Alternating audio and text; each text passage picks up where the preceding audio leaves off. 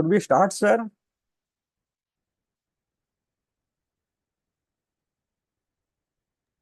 जी sir जी। Okay. So, good evening to all.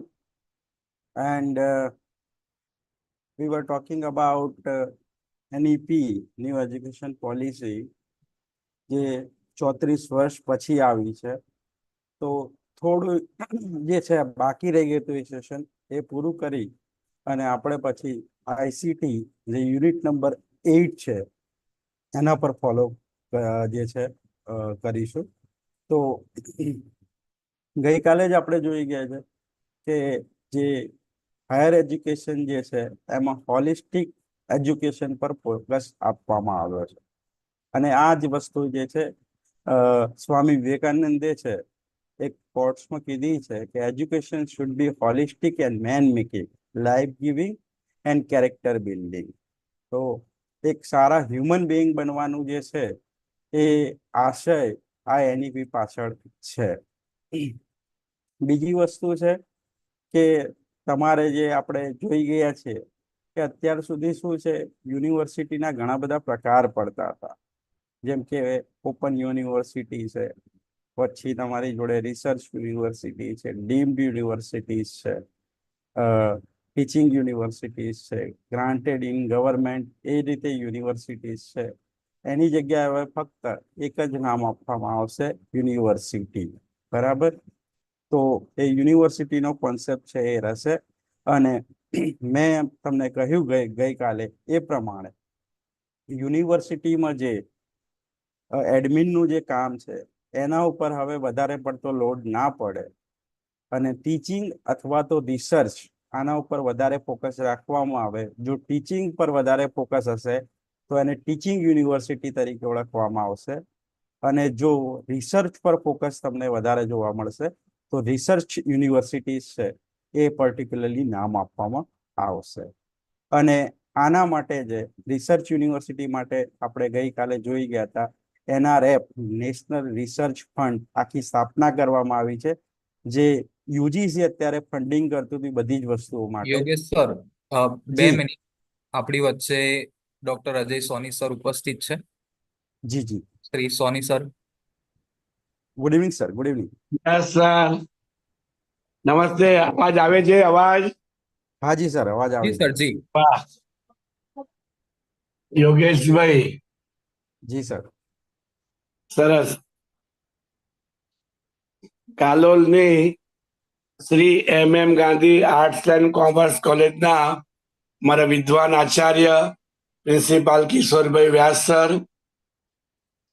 અમારા MCom, MA sociology, MA Gujarati, MA સંસ્કૃતના અને વિવિધ કોલેજોમાંથી જોડાયેલા PG ક્વોલિફાઈ અને GSET ને નેટની તૈયારી કરનારા સ્કોલર વિદ્યાર્થીઓ, અમારી સમગ્ર team, Akash sir, Hiral madam, Kamini madam, Narendrasinh Gohil અને આજના વિદ્વાન વક્તા યોગેશભાઈ પરમાર સર. ખૂબ જ પરમાર સાહેબના વ્યાખ્યાન, સાહેબ તમારા બધા વ્યાખ્યાનને 1K ની ઉપર બધામાં લાઈક મળેલી જ છે. ખૂબ લોકો આ સમયમાં અનુકૂળતા ના હોય તો બાકીના સમયમાં પણ વિદ્યાર્થીઓ પોતાની જ્ઞાન પીપાસાને સંતોષે છે અને નવી પેઢીને તમે એક ઉજ્જવળ રાહ ચીંધી રહ્યા છો. અમને સૌને આનંદ છે. અને માણેકલાલ મગનલાલ ગાંધી એ 50 વર્ષ સુધી સમગ્ર પંચમહાલની સેવા કરી છે. રાજ્યના પંચાયત મંત્રી હતા, થોડોક સમય મુખ્યમંત્રી પણ રહ્યા. એવા આજીવન લોકસેવક અને ગાંધીજીના રસ્તે પોતાનું સમગ્ર જીવન ખર્ચી દેનાર નામની અમારી કોલેજ છે. આજે 1700 થી વધારે વિદ્યાર્થી અમારી કોલેજમાં અભ્યાસ કરી રહ્યા છે અને PGના 4 સેન્ટર, એની સંખ્યા લગભગ 400 જેટલી થઈ રહી છે. તેવા આ કોલેજના માધ્યમથી અને નવી ટેકનોલોજી, NEP કહે છે કે શિક્ષણમાં નવી ટેકનોલોજીનો નવાચારનો ઉપયોગ કરીને વિદ્યાર્થીઓને સતત જ્ઞાન પીપાસા સંતોષવાનું કામ રાત્રે 8 થી 9:30 અમારા આકાશ સર માટે હું કહું એટલું ઓછું છે. સાહેબ સવારથી જ બિઝી થઈ જાય. સવારના 7 વાગ્યાથી રાત્રે 11 વાગ્યા સુધીની આકાશ સરની શૈક્ષણિક યાત્રા, ખૂબ મહેનત, વિદ્યાર્થી લક્ષી, વિદ્યાર્થી માટે કટિબદ્ધ આખી નવી ટીમ છે. એ સૌના પ્રયત્નોને બિરદાવીએ છીએ. તો આ બાજુ અમારી યુનિવર્સિટીની team, vice chancellor Pratapsinh Chauhan સાહેબ અને અમારી સમગ્ર ટીમ, રાણસરિયા સર અને બાકીના દક્ષા મેડમ ને બધા જ, એ યુનિવર્સિટીની ટીમ પણ 4 થી 5:30 બપોરે વિદ્યાર્થી આરામ ના કરે એટલા માટે પણ આ અભિયાન ચલાવી રહ્યા છે. અને રાત્રે અમે આવા સતત ગોવિંદ ગુરુ યુનિવર્સિટી વિદ્યાર્થી લક્ષી યુટ્યુબમાં એક લેક્ચરની સિરીઝ કરીને અમારો પ્રયત્ન છે એક મોમેન્ટમ ઉભો કરવાનો. વિદ્યાર્થી સ્પર્ધાત્મક પરીક્ષાનું માઇન્ડસેટ તૈયાર કરે. સાહેબ તમે યોગેશભાઈ, તમારા બધા જ લેક્ચર અમે નિયમિત સાંભળીએ છીએ. ખૂબ વિદ્યાર્થીઓને મજા આવી છે. એમના ફીડબેક પણ બહુ સુંદર આવેલા છે. અને બધા જ વિદ્યાર્થી નોટ પેન લઈને પોતાનો ચોપડો લઈને બેસે છે, નોંધ કરતા જાય છે અને આવી રીતે સજ્જ બને છે. પછી એ પરીક્ષા જીસેટ ની હોય, નેટ ની હોય, જીપીએસસી ની કે યુપીએસસી ની, પણ જો આ રીતે તનતોડ વિદ્યાર્થી મહેનત કરશે તો મને વિશ્વાસ છે કે ખૂબ સારું પરિણામ લાવી શકશે. આજે આકાશ સર બીકોમ 5 ના 6 વિદ્યાર્થી મારી પાસે આવ્યા ત્રીજા પીરિયડ પછી કે સાહેબ અમે પણ નિયમિત આ ક્લાસ જોઈન કરીએ છીએ, તો એના માટે ડિટેલ માર્ગદર્શન આપજો. તો જી એમની સર. જોડે અડધો પોણો કલાક ચર્ચા કરી હતી અમે આજે. અને વિદ્યાર્થીઓ પણ બીકોમ સેમ 5માં છે હજુ, અને અમે સેમ 1 ના વિદ્યાર્થીઓને પણ અત્યારથી કે ઇન્ટરવ્યુમાં કેવા પ્રશ્ન પૂછાય, ઉદાહરણ તરીકે કોમર્સમાં રિઝર્વ બેંકની ભૂમિકા, આઈડીબીઆઈ બેંક શું કામ કરી છે, આઈએફસીઆઈ, એસએફસી, યુટીઆઈ, તેની 5-5, 7-7 લીટીની નોટ્સ વિદ્યાર્થી અત્યારે તૈયાર કરી છે. તો સમગ્ર વિદ્યાર્થી મિત્રોને વિનંતી કે સખત પરિશ્રમનો કોઈ વિકલ્પ છે નહીં. રોજનું થોડું થોડું ભાથું એ આપણને, જ્યારે તમે ઇન્ટરવ્યુ માટે સજ્જ થઈને જશો તો 5,000 કે 7,000 એમસીક્યુ તમે તૈયાર કર્યા હશે. વિષયના એટલા ડીપમાં આ તજજ્ઞોએ તમને જે વ્યાખ્યાન આપ્યા છે એનું ભાથું તમે તેનું સાર ગ્રહણ કરશો, અગત્યની ટિપ્સ તમે લખી રાખશો અને વારંવાર એનું પુનરાવર્તન કરશો તો કોઈ પણ પરીક્ષા આપણા માટે અઘરી બનતી નથી. નિયમિત મહેનત, સતત મહેનત અને સખત મહેનત જે કરે છે એને પ્રાપ્ત પરિણામ મળ્યા વગર રહેતું નથી, એવો અમારો સૌનો અનુભવ છે. અમારી નવી ટીમ એક જ પહેલને ઉપાડીને આજે કચકચાઈને કામ કરે, તેનાથી વિશેષ આનંદ અમારા માટે શું હોઈ શકે.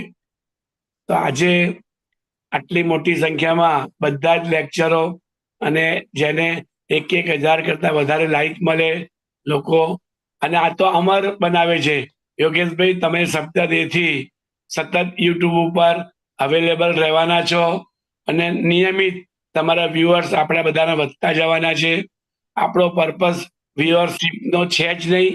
આપણો પર્પસ છે વિદ્યાર્થીઓને આપણે જે હેતુ છે જીસેટ અને નેટ માટે તૈયાર કરવાનો, એ તમારા સુંદર પ્રયત્ન આખી આ નિસ્વાર્થ અને સેવા ભાવનાથી ઊભી થયેલી આપણી આ પરંપરા છે. આપણી સંસ્કૃતિએ જ્ઞાન પરંપરાની સમજણ આખી દુનિયાને આપી છે કે શિષ્ય અને ગુરુનો સંબંધ કેવો છે.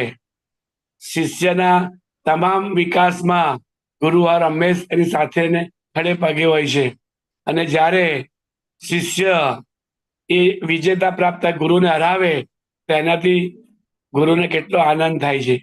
તો આવી આપણી ધરોહર જ્ઞાન પરંપરાની અને વિદ્યાર્થી માટેની આપણી આખી આ જે નિસ્વાર્થ સેવાની ભાવનાને ફરીથી બિરદાવું છું. અમારી સમગ્ર ટીમને, કોલેજ પરિવારનો હું ખૂબ આભાર માનું છું કે જેને અમને આ તક આપેલી છે. અમારા વિષ્ણુ વણકર સર અને આખી ટીમ સોશિયોલોજીની, સંસ્કૃતની, કોમર્સની અને ગુજરાતીની અર્જુન ગઢવી સર થી માંડીને મયંક સર બધા જની ખૂબ મહેનત હું યાદ કરું છું.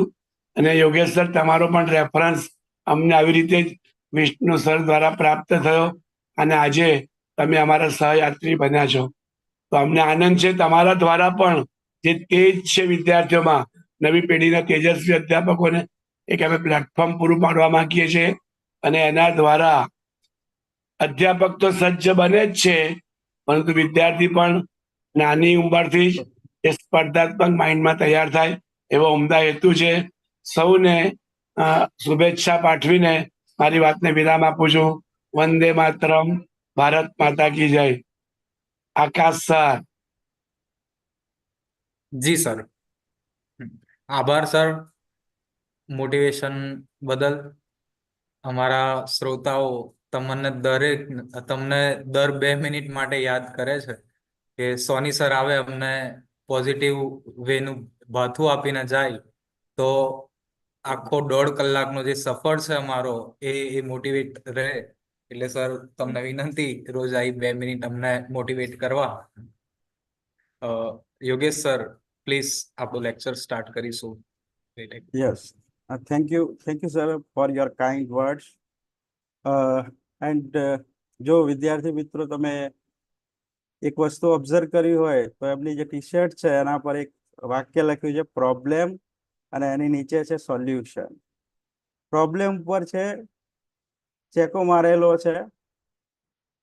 તો મને ગુરુ ગોરગોપાલ દાસ છે એમનું એક લેક્ચર છે આખું આના ઉપર કે તમારી જોડે જો સમસ્યા હોય તો 2 રસ્તા છે. સમસ્યા હોય તો એનું સોલ્યુશન હશે, અથવા તો સોલ્યુશન તમારા હાથમાં નહીં હોય. જો સોલ્યુશન તમારા હાથમાં છે, ડોન્ટ વરી, તમારા હાથમાં સોલ્યુશન છે તો તમારે કોઈ ચિંતા કરવાની જરૂર નથી. સોલ્યુશન તમારા હાથમાં નથી તો પણ ચિંતા કરવાની જરૂર નથી, કારણ કે એ તમારા હાથમાં નથી જ, તો એને તમે કંઈ કરી શકવાના નથી. So this is you can say one of the positive message written on the t-shirt of Dr. Soni sir. અને હું ફરીથી એમનો આભાર માનું છું જે ઇન્ટ્રોડક્શન આપ્યું છે એના માટે. તો એજ્યુકેશન જે છે એની જે એનઈપીની સિરીઝમાં આપણે આગળ વાત કરીએ તો ગઈકાલે આપણે ઘણું બધી વાત કરી ચૂક્યા છીએ, પણ મેં તમને કીધું એ રીતે કે આના વિઝન છે, પછી જે પર્ટિક્યુલરલી તમારે પ્રશ્નો પૂછાયેલા છે, જે કઈ બોડીઝ જે છે બનાવવામાં આવી છે. ગઈકાલે આપણે આની શોર્ટકમિંગ્સ અથવા તો ડ્રોબેક્સ જે કહેવી શકાય એ આપણે જોયા હતા કે એક તો ભારત જેવા મોટા દેશમાં આ શિક્ષકની અછત જોવા મળે છે, અને આમાં જે છે એનઈપીમાં એવું તમને ઓપ્શન આપવામાં આવે છે કે વિદ્યાર્થી હવે પ્રવાહ જે છે, સામાન્ય પ્રવાહ, વિનયન જે છે પ્રવાહ છે, વાણિજ્ય પ્રવાહ અથવા તો વિજ્ઞાન પ્રવાહ છે, એવા શબ્દો હવે ભૂતકાળ બની ગયા છે. એની જગ્યાએ તમારે જે છે મલ્ટીડિસિપ્લિનરી એજ્યુકેશન એવો શબ્દ વપરાશે. અને એમાં તમે કોઈ સાયન્સનો વિદ્યાર્થી છે એ કોમર્સનો પણ સબ્જેક્ટ રાખી શકે છે, કોઈ કોમર્સનો વિદ્યાર્થી ઈચ્છે તો આર્ટ્સનો સબ્જેક્ટ છે એ રાખી શકે છે. તો એક તો મધર ટંગ ઉપર છે શરૂઆતના એજ્યુકેશન પર ભાર આપવામાં આવ્યો છે.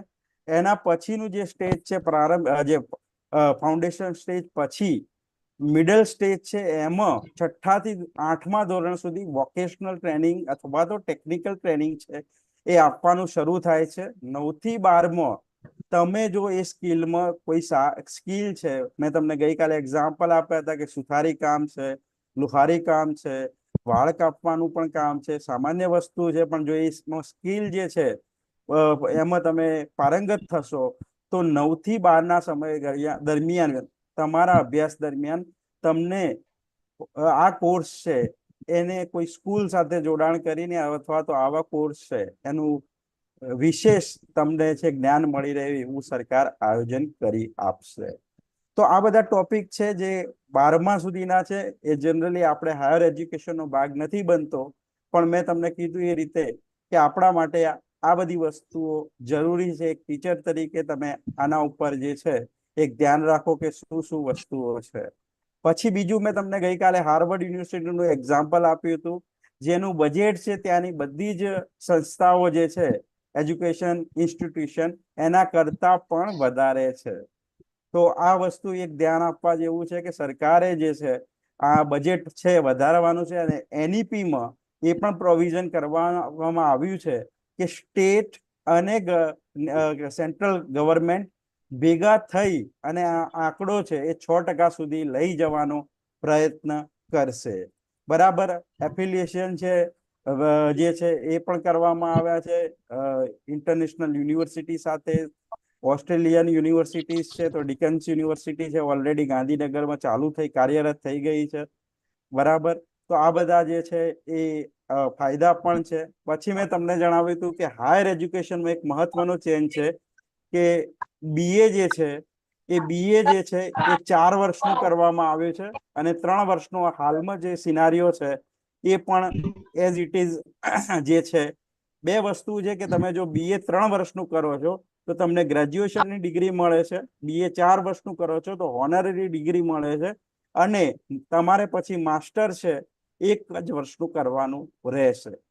પહેલું વર્ષ કરો છો તો તમને સર્ટિફિકેટ કોર્સનું જે છે સર્ટિફિકેટ મળશે કે તમે આ કોર્સ કરી રહ્યા છો. બીજું વર્ષ પૂરું થાય છે એટલે તમને ડિપ્લોમા સર્ટિફિકેટ મળશે. ત્રીજા વર્ષના અંતે એડવાન્સ ડિપ્લોમા સર્ટી અથવા તો ગ્રેજ્યુએશન સર્ટી છે એ મળશે, અને છેલ્લા વર્ષનું ચોથા વર્ષમાં જો તમે કરો છો તો તમને ઓનરરી ડિગ્રી માનદ ડિગ્રી છે મળશે, અને એમાં પણ 8 CGPA કરતા વધારે આવે છે તો તમે ડાયરેક્ટ પીએચડીમાં એડમિશન લઈ શકો છો. આમાં પણ એ છે કે તમારે આપણે આટલે સુધી ગઈકાલે વાત કરી હતી વોટ ઇઝ સિબિલ સ્કોર, જેમાં જેટલો સ્કોર ઓછો થતો જશે એમ તમને છે એજ્યુકેશન લોન છે એ વધારે મળવાની શક્યતા છે. બરાબર. અને એનું માપદંડ છે 1 થી 10 નંબરમાં જે રેન્ક હોય એમાં જેટલો રેન્ક ઓછો એટલું છે તમને હાયર એજ્યુકેશનમાં લોન છે સરકાર તરફથી આપવામાં આવશે. હવે શું છે કે લિબરલ આર્ટ્સ છે, સોશિયલ સાયન્સ છે, ક્રિએટિવ આર્ટ્સ છે, જેમાં આપણે અત્યાર સુધી આર્ટ્સ છે, કોમર્સ છે, આ બધી જ વસ્તુઓ જોઈ ચૂક્યા હતા. એ અલગ અલગ વસ્તુઓ છે. બરાબર.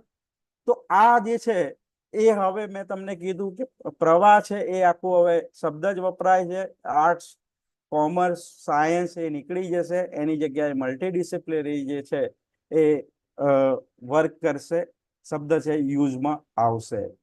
બીજું છે 10+2 પછી +3 +2 એ કોઠારી કમિશનનું જે હતું એ માળખું ચેન્જ કરીને 5+3+3+4 કરવામાં આવ્યું છે. એના આધારે પણ તમને પ્રશ્નો પૂછાયેલા છે, એ મેં તમને ગઈકાલે કીધા હતા. અને જે છે આજના લેક્ચર પછી હું તમને આ જે છે પીપીટી સાથે સાથે જે ઇમ્પોર્ટન્ટ ક્વેશ્ચન છે એ જે પૂછાયેલા છે એ હું તમને સેન્ડ કરી આપીશ આકાશ સરના માધ્યમ દ્વારા.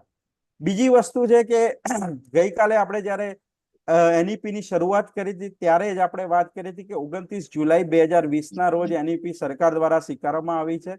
HRD મિનિસ્ટ્રી જે છે એનું નામ બદલાઈને હવે એજ્યુકેશન મિનિસ્ટ્રી થઈ ગયું છે, અને તમારે જે છે એ છેલ્લે એનઈપી 1986માં આવી હતી જેનું નામ છે NPE, આખું નામ છે નેશનલ પોલિસી ઓન એજ્યુકેશન, અને એમાં 1992માં જે છે નરસિંહ રાવની સરકાર હતી એમાં મોડિફિકેશન કરવામાં આવ્યું હતું.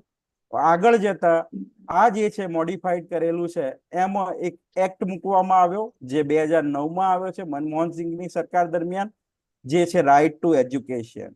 અને આનો મુખ્ય હેતુ હતો એક્સેસ એન્ડ ઇક્વિટી, અને અહીંયા જે છે એનઈપી એમાં particularly quality education to all એ જે છે એનો મુખ્ય હેતુ છે.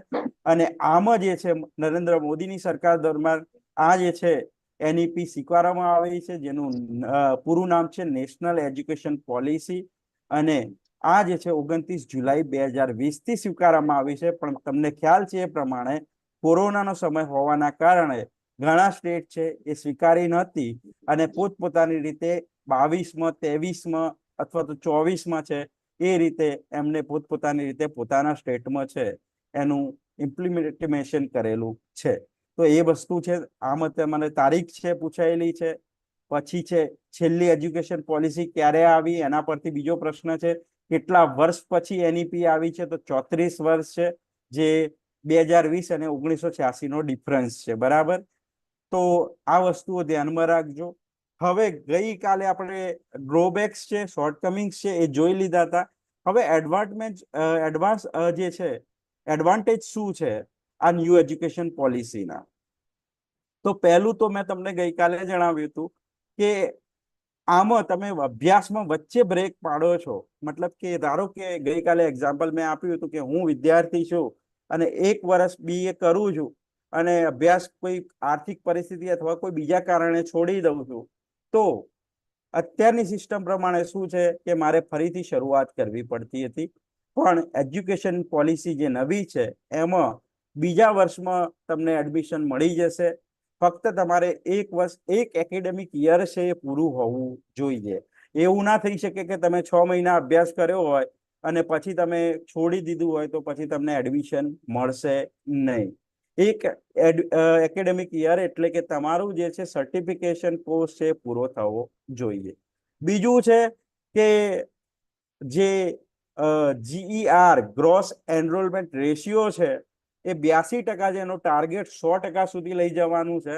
અને એમાં જે છે પર્ટિક્યુલરલી ગઈકાલે આપણે વાત થઈ હતી કે એક તો 5 થી 8 ધોરણ છે એ દરમિયાન સમય દરમિયાન સૌથી વધારે ડ્રોપ રેશિયો જોવા મળે છે.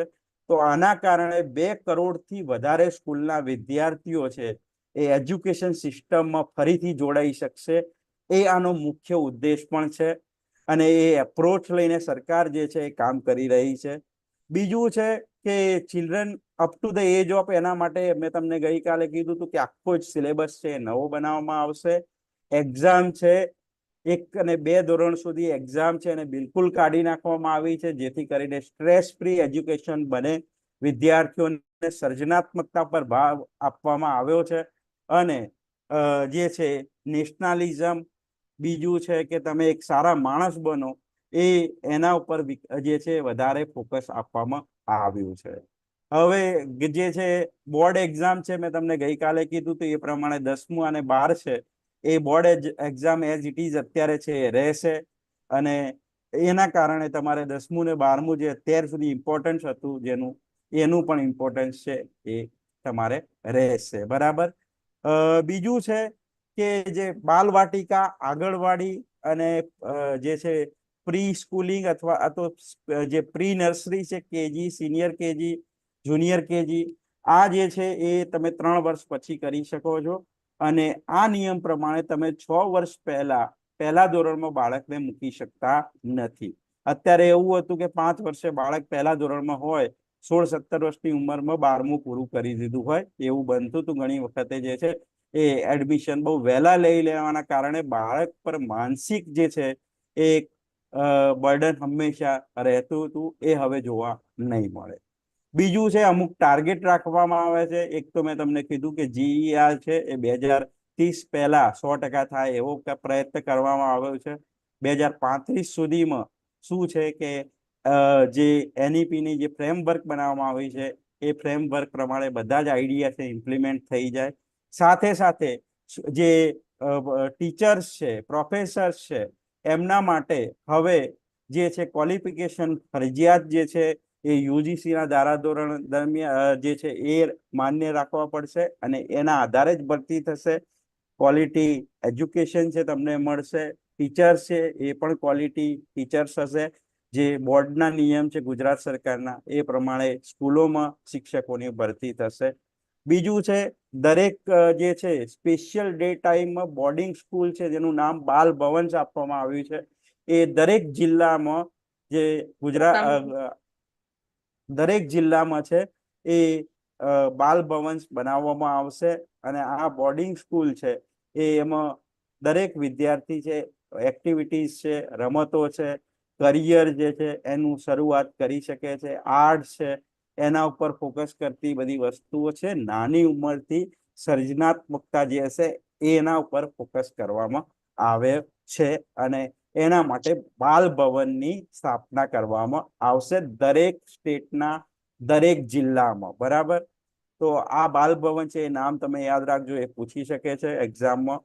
બીજું છે કે હાયર એજ્યુકેશનમાં શું છે, national council four teachers education એ ડેવલપ કરવામાં આવશે અને એનું જે છે માટે એક આખી બોડી બનાવવામાં આવી છે, national professional standard four teachers, જેનું શોર્ટમાં નામ છે એ તમારા માટે મહત્વનું બની રહે છે, NPST.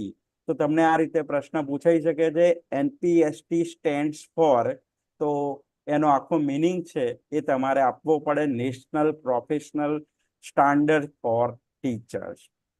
પછી જે છે મેં તમને ગઈકાલે વાત કરી એ પ્રમાણે ઓટોનોમસ કોલેજ છે એ વધારે થશે. 15 વર્ષથી વધારે જે છે કોલેજો કામ કરી રહી છે આ જે ક્ષેત્રમાં, એમને ઓટોનોમસ માટે અપ્લાય કરશે તો ઓટોનોમસ કોલેજનું જે છે એ એમને સત્તા મળશે, જેમાં ડિગ્રી અથવા તો પછી તમે કહી શકો કે કરિક્યુલમ જે છે એ પોતે ડિઝાઇન કરી શકશે કોલેજ.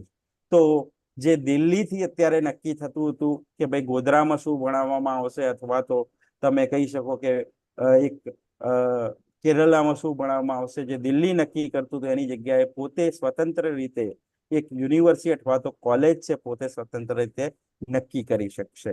એટલે કે એ કોઈ ક્ષેત્રની સમસ્યાઓ અથવા તો કોઈ ક્ષેત્રની કોઈ અલગ ઓળખાણ હોય એ જે છે એના ઉપર પણ કામ કરી શકાશે આ ઓટોનોમસ કોલેજોની જે છે મંજૂરી મળશે તો. બીજું છે ABC જે છે એ એસ્ટાબ્લિશ ઓલરેડી થઈ ગયું છે.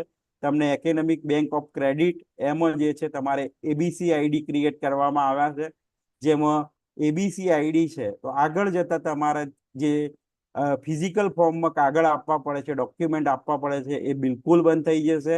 ફક્ત તમારો ABC ID નંબર આપશો તો તમારા બધા જ ડોક્યુમેન્ટ છે એ દેખાશે. ABC જે બનાવવામાં આવ્યું છે એકેડેમિક બેંક ઓફ ક્રેડિટ, એમાં દેખાશે, જેથી એક પ્રકારનું જે છે ફિઝિકલ ડોક્યુમેન્ટ જોડે રાખવા અથવા જે ખોવાઈ જવાનો ડર રહેતો તો એ રહેશે નહીં.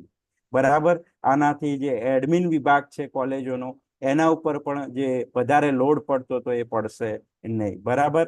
અને તમને ખ્યાલ છે તો કે 2019 થી સેન્ટ્રલ જે સ્કૂલ અને કોલેજો છે એની જે ડિગ્રી છે ડિજી લોકરમાં આવવાની ચાલુ થઈ ગઈ છે. ગુજરાત સરકાર પણ જે બોર્ડના રિઝલ્ટ છે હવે 10 અને 12 છે એ ડિજી લોકરમાં ચાલુ કરી દીધા છે. પણ હવે ડિજી લોકરમાં જે ABC ID છે એ ક્રિએટ થશે. એ સ્પેશિયલી બધી ડિગ્રી છે એ સોફ્ટ કોપીમાં તમને બતાવશે. તો ABC જે છે એ શું છે એનું આખું નામ પૂછાયેલું છે, એકેડેમિક બેંક ક્રેડિટ સિસ્ટમ. બીજું છે મલ્ટી ડિસિપ્લિનરી એજ્યુકેશન અને રિસર્ચ યુનિવર્સિટી, એ અલગ કોન્સેપ્ટ બનાવવામાં આવશે. મેં જે કીધું એ પ્રમાણે હવે સરકાર ઈચ્છી રહી છે કે જે યુનિવર્સિટી હાલમાં કાર્યરત છે એ વધારે કામ શું કરી રહી છે, કોલેજોનું સંલગ્ન કોલેજોનું જોડાણ કરવું, પછી સિલેબસ બનાવવું. બીજું છે કે તમે કહી શકો છો કે પરીક્ષા લેવી, ડિગ્રી સર્ટિફિકેટ આપવા, આ બધી વસ્તુઓમાં જે છે વધારે સમય કોલેજ યુનિવર્સિટી આપી રહી છે. એની જગ્યાએ બે કોન્સેપ્ટ બનાવી દેવામાં આવશે. એક રિસર્ચ યુનિવર્સિટી, એટલે કે રિસર્ચ પર ફોકસ હશે તો એને રિસર્ચ યુનિવર્સિટી નામ આપવામાં આવશે. અને ટીચિંગ યુનિવર્સિટી હશે એટલે કે ત્યાં ભણાવવા પર ફોકસ હશે તો એને ટીચિંગ યુનિવર્સિટી અલગથી સેપરેટલી ઓળખવામાં આવશે. અને ઓટોનોમસ કોલેજોની સંખ્યા છે એ વધારવામાં આવશે. એટલે ઓટોનોમસ કોલેજ પોતે જ ડિગ્રી આપી શકશે, પોતે જે છે સિલેબસ બનાવી શકશે. અને આ જે કોલેજો છે યુનિવર્સિટી છે ગ્રાન્ટેડ, ગવર્મેન્ટ, ડીમ્ડ, એ બધો કોન્સેપ્ટ હવે નીકળી અને ફક્ત હાયર એજ્યુકેશન ઇન્સ્ટિટ્યુશન એ રીતે ઓળખવામાં આવશે. અને યુનિવર્સિટી છે એ શબ્દ વપરાશે. બરાબર. ઓપન યુનિવર્સિટી, ડીમ્ડ યુનિવર્સિટી, એ બધા જે છે એ હવે ભૂતકાળના શબ્દો થઈ જશે એની ફીલ્ડમાં. બીજું છે ગઈકાલે આના ડ્રોબેક્સની વાત કરી ચૂક્યા છીએ. એક તો ભારત જેટલા વિશાળ દેશમાં મુશ્કેલ છે NEP ઇમ્પ્લિમેન્ટ કરવી. એનું કારણ એ છે કે દરેક વિદ્યાર્થી છે, મેં ગઈકાલે એક્ઝામ્પલ આપ્યું હતું એ પ્રમાણે તમને ફરીથી જણાવી રહ્યો છું કે તમારામાંથી એક વિદ્યાર્થી છે એ કોમર્સનો વિદ્યાર્થી હોય અને ધારો કે આર્ટ્સનો ગુજરાતી સબ્જેક્ટ રાખવા માંગતો હોય અને ધારો કે તમારી કોલેજમાં ગુજરાતી સબ્જેક્ટ નથી ચાલતો, તો પછી એ જે છે એના બીજી કોલેજમાં છે જોડાણ લેવું પડે. કારણ કે કોલેજ એક વિદ્યાર્થી કે બે વિદ્યાર્થી માટે એક અલગ શિક્ષકની નિમણૂક કરી શકવાની નથી સરકાર. અને આ એક સર્વસામાન્ય વસ્તુ છે કે દરેક જગ્યાએ છે એ એક વિદ્યાર્થી માટે ટીચર આપવા મુશ્કેલ બની રહેશે. અને બીજું છે કે તમે જ્યારે બીજો કોઈ કોર્સ લો છો તો મેઇન કોર્સ છે એની સાથે તમે આ સેકન્ડરી કોર્સ લો છો તો એની જવાબદારી વિદ્યાર્થીની બને છે. એના કારણે હવે હાજરી છે એ યુનિવર્સિટીમાં અથવા તો કોલેજોમાં હાજરી આપવી હવે અનિવાર્ય નથી. અત્યાર સુધી છે 70% હાજરી છે એ ક્રાઇટેરિયા હતો, પણ હવે તમે ધારો કે બીજો કોર્સ એક કોલેજમાં કરી રહ્યા છો અને બીજો કોર્સ બીજી કોલેજમાં કરી રહ્યા છો, જે તમારા જે પહેલી કોલેજ છે એનાથી દૂર છે, તો એક સાથે તમે બે જગ્યાએ અટેન્ડ કરી શકવાના નથી. તો માઇનર જે કોર્સ તમે લો છો અથવા તો સેકન્ડરી જે કોર્સ લો છો તમે, તો એ તમારી એટલે કે વિદ્યાર્થીની પોતાની જવાબદારી બને છે કે પોતે એની તૈયારી કરે, પોતે જ એની જે છે પરીક્ષા લક્ષી તૈયારી કરી અથવા તો જે લેબ કે એવું હોય તો એના પર પોતે વર્ક કરે, પોતાના અનુકૂળ સમયે છે વિઝિટ કરે, લાઇબ્રેરી છે એનો વિઝિટ કરીને એના વિશે માહિતી લે અને પોતે જ એ છે ડિગ્રી પણ મેળવે, એવું આમાં પ્રાવધાન કરવામાં આવ્યું છે. બીજું છે, મેં તમને કીધું કે કોમ્પિટન્ટ ટીચર્સ જે છે એ મળવા મુશ્કેલ નથી, પણ અત્યાર સુધી શું છે કે કોમ્પિટન્ટ જે છે ટીચર્સ રિસર્ચ કે એના પર ફોકસ નથી આપવામાં આવ્યું. તો એનઈપીમાં હવે જે છે ટીચર્સ માટે ક્રાઇટેરિયા જે છે એ થોડા ટફ કરવામાં આવ્યા છે, જેમાં રિસર્ચ પર સૌથી વધારે ફોકસ આપવામાં આવ્યું છે, અને જે રિસર્ચ કરશે એના આધારે જે છે એને પ્રમોશન છે એ પણ પ્રમોશન છે એ રિસર્ચ બેઝ હશે. એના બીજા જે છે અમુક વિકલ્પો આપવામાં આવ્યા છે, જેમ કે મૂક છે, સ્વયંપ્રભા છે. એમાં તમે પોતાનો ઓનલાઈન કોર્સ છે એ ક્રિએટ કરી શકો છો, અને એના ક્રેડિટ જે છે તમારે અત્યારે એકેડેમિક ઇન્ડેક્સ બને છે પ્રોફેસર માટે, API એકેડેમિક પરફોર્મન્સ ઇન્ડેક્સ જે બને છે, એમાં આ બધી વસ્તુઓના માર્ક્સ પણ ગણાશે.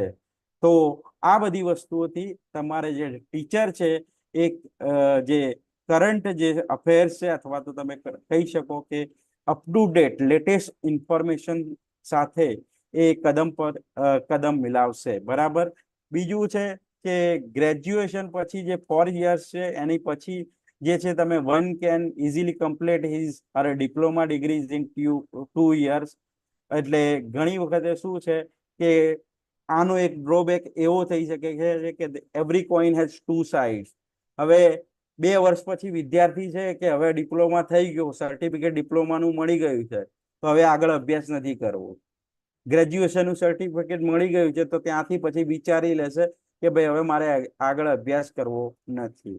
તો આ પાસા ઉપર સરકાર વિચાર કરી રહી છે, અને એના માટે પણ કંઈક નિયમ છે આગળ જતા ફેરફાર કરીને કોઈ પ્રયત્ન કરવામાં આવશે, જેથી હાયર એજ્યુકેશન ઇન્સ્ટિટ્યુશનમાં જે છે ડ્રોપ રેશિયો છે એની ટકાવારી વધે નહીં. બીજું છે કે પ્રાઇવેટ સ્કૂલોને એક એ છે એના ઉપર કોઈ બંધન રાખવામાં આવ્યું નથી. જેમ કે મેં તમને કીધું કે એનઈપીમાં ગવર્મેન્ટ એટલે કે સરકારી સ્કૂલો છે, ગ્રાન્ટેડ સ્કૂલો છે, એના માટે ફરજિયાત 1 થી 5 ધોરણ છે એમાં મધર ટંગ કરવામાં આવ્યું છે, પણ પ્રાઇવેટ સ્કૂલ માટે એવું કહેવામાં આવ્યું છે કે એ ઇંગ્લિશ મીડિયમમાં પણ ભણાવી શકે છે. એમાં ખાલી રિકમેન્ડેશન કરવામાં આવ્યું છે કે સારું રહેશે કે તમે જે છે મધર ટંગનો ઉપયોગ કરો. તો એક આ ડ્રોબેક છે પ્રાઇવેટ સ્કૂલોમાં જોવા મળે છે. બીજું છે કે રિજનલ લેંગ્વેજમાં છે, ગવર્મેન્ટ સ્કૂલ જે છે એમાં રિજનલ લેંગ્વેજ પર ફોકસ કરવામાં આવશે, પણ તમારે જે કોઈ વિષય હોય તો બની શકે છે ઘણા વિષયોમાં રિજનલ ટીચર છે એ ભાષાના મધર ટંગ જાણતા હોય એવા ભાષાના ટીચરો ઓછા હોય છે, તો એ પણ એક ડ્રોબેક બતાવવામાં આવ્યું છે. અને આના કારણે એવું બની શકે છે કે એક પ્રકારનો આ જે છે મેજર ન્યૂ એજ્યુકેશન પોલિસીનો એક મોટો ડ્રોબેક છે કે એક અનકમ્ફર્ટેબલ જે છે ઇંગ્લિશમાં એ કમ્યુનિકેશન છે એ થોડું ડિફિકલ્ટ બનશે, કારણ કે મધર ટંગ ઉપર વધારે ફોકસ આપવામાં આવે છે. એઝ યુ નો કે English is a international language, તો તમારે જે છે ઇન્ટરનેશનલ લેંગ્વેજ છે જે આપણી જોડે એક ફક્ત જે છે ઇંગ્લિશ છે ઇન્ડિયાના કોન્સેપ્ટના કહીએ તો, પણ જે છે અત્યારે ફ્રેન્ચ સ્ટડીઝ, પછી જે સ્પેનિશ લેંગ્વેજ છે, બીજું છે તમારી જોડે ચાઇનીઝ જે લેંગ્વેજ છે, તો આના ઉપર જે છે ફોકસ આપવો જરૂરી હતો. તો જે નોકરીની તકો છે એ મલ્ટીનેશનલ કંપનીમાં મળી રહે. હવે જે સમય છે એઆઈ નો આવી રહ્યો છે, તો એક વસ્તુ પોઝિટિવ છે કે એઆઈમાં જે કોડિંગ થવાની શક્યતા જે છે એ સંસ્કૃત લેંગ્વેજમાં કોડિંગ થઈ શકશે, કારણ કે સંસ્કૃતમાં સૌથી ઓછા અપવાદ જોવા મળે છે ગ્રામર અને લેંગ્વેજના નિયમોના પ્રમાણે. તો એક આનો બેનિફિટ ઇન્ડિયન સ્ટુડન્ટને મળવાનો છે. જો સંસ્કૃત પર તમારી પકડ હોય અને સંસ્કૃત પર જે કરી રહ્યા છે વિદ્યાર્થી, તો એ કોડિંગ જે છે એઆઈમાં એના પર કોડિંગ આખું થશે, તો સંસ્કૃતના વિદ્યાર્થીઓની ડિમાન્ડ છે આગળ વધશે, એવો પ્રયત્ન પણ સરકાર કરી રહી છે. તો હું કન્ક્લુઝન કરતા આના પર એમ જ કહીશ કે ઘણા બધા ડ્રોબેક છે, સાથે સાથે ઘણા બધા જે છે પોઝિટિવ વસ્તુઓ પણ છે. આપણે જે છે પોઝિટિવ છે એના પર ફોકસ કરવાનું છે, અને જે ડ્રોબેક છે હજુ આની શરૂઆત છે. હજુ તો આ બાળક તરીકે એક વિકસિત થઈ રહી છે એનઈપી. આગળ જતા જેમ જેમ આ જે છે ઇમ્પ્લિમેશન થશે અને જેમ જેમ વર્ષો આવતા જશે, એમ એમ સરકાર એના ડ્રોબેક છે એ જોશે, અને એના પ્રમાણે જે ફેરફાર કરવાના છે એને સરકાર ફેરફાર છે એને અવકાશમાં ધ્યાનમાં રાખીને પર્ટિક્યુલરલી જે જરૂરી ફેરફાર હશે એ ફેરફાર પણ કરશે. એક બીજો ડ્રોબેક છે કે અત્યાર સુધી શું છે, એમફિલ નો કોર્સ હતો એ બંધ કરી દેવામાં આવ્યો છે. તો એક સાઈડ સરકાર એવું કહી રહી છે કે રિસર્ચ પર ફોકસ હોવું જોઈએ, બીજી સાઈડ એક રિસર્ચની મહત્વની ડિગ્રી છે એ એમને બંધ કરી દીધી છે. તો જેથી જે વિદ્યાર્થીઓ સીધા પીએચડીમાં આવે છે એમને રિસર્ચ દરમિયાન જે છે શરૂઆતના સ્ટેજમાં જે છે એક પ્રકારની તકલીફ ઊભી થાય છે. એ એમફિલ જો કર્યું હોત તો વિદ્યાર્થી છે આરામથી પીએચડી છે એ પોતાની કરી શકે છે. જે રિસર્ચ છે એનાથી એને શરૂઆતની જે માહિતી હોય એ એમફિલ દરમિયાન મળી જતી હતી. તો આ જે છે એનઈપી વિશે છે. તમારે આમાંથી કોઈ પ્રશ્ન હોય તો તમે મને પૂછી શકો છો. બીજું છે કે હું આ પીપીટી છે તમને શેર કરવાનો છું, અને આમાં જે નામ છે, જે બોડીઝના નામ છે પર્ટિક્યુલરલી, જેમ કે મેં કીધું એબીસી છે, એનઆરએફ છે, પછી તમારી જોડે ઘણા પ્રશ્નો એવા પૂછાય છે કે આનું એનઈપીમાં આ શું, આ જે ઇન્સ્ટિટ્યુશન છે અથવા આ બોડી છે એ શું કરશે, ક્યાં, તો એ બધા જે પ્રશ્નો છે સૌથી વધારે મહત્વના બની રહ્યા છે. અત્યાર સુધી જે છે 2 પ્રશ્નો તમને એનઈપી પરથી મળી રહેશે. તો તમે જો તૈયારી કરશો તો સિમ્પલ પ્રશ્નો છે એ મળે છે, પણ આ બધી વસ્તુઓ જે છે એ નામ છે, એના એઇમ છે, વિઝન છે, એ બધું તમારે ધ્યાનમાં રાખવાનું હોય છે. બરાબર. તો હવે આપણે જે છે વિધિવત રીતે બીજો ટોપિક જે છે એની હું ચર્ચા કરવા માંગુ છું, જેની હું પીપીટી પહેલા તમારી સાથે શેર કરી દઉં.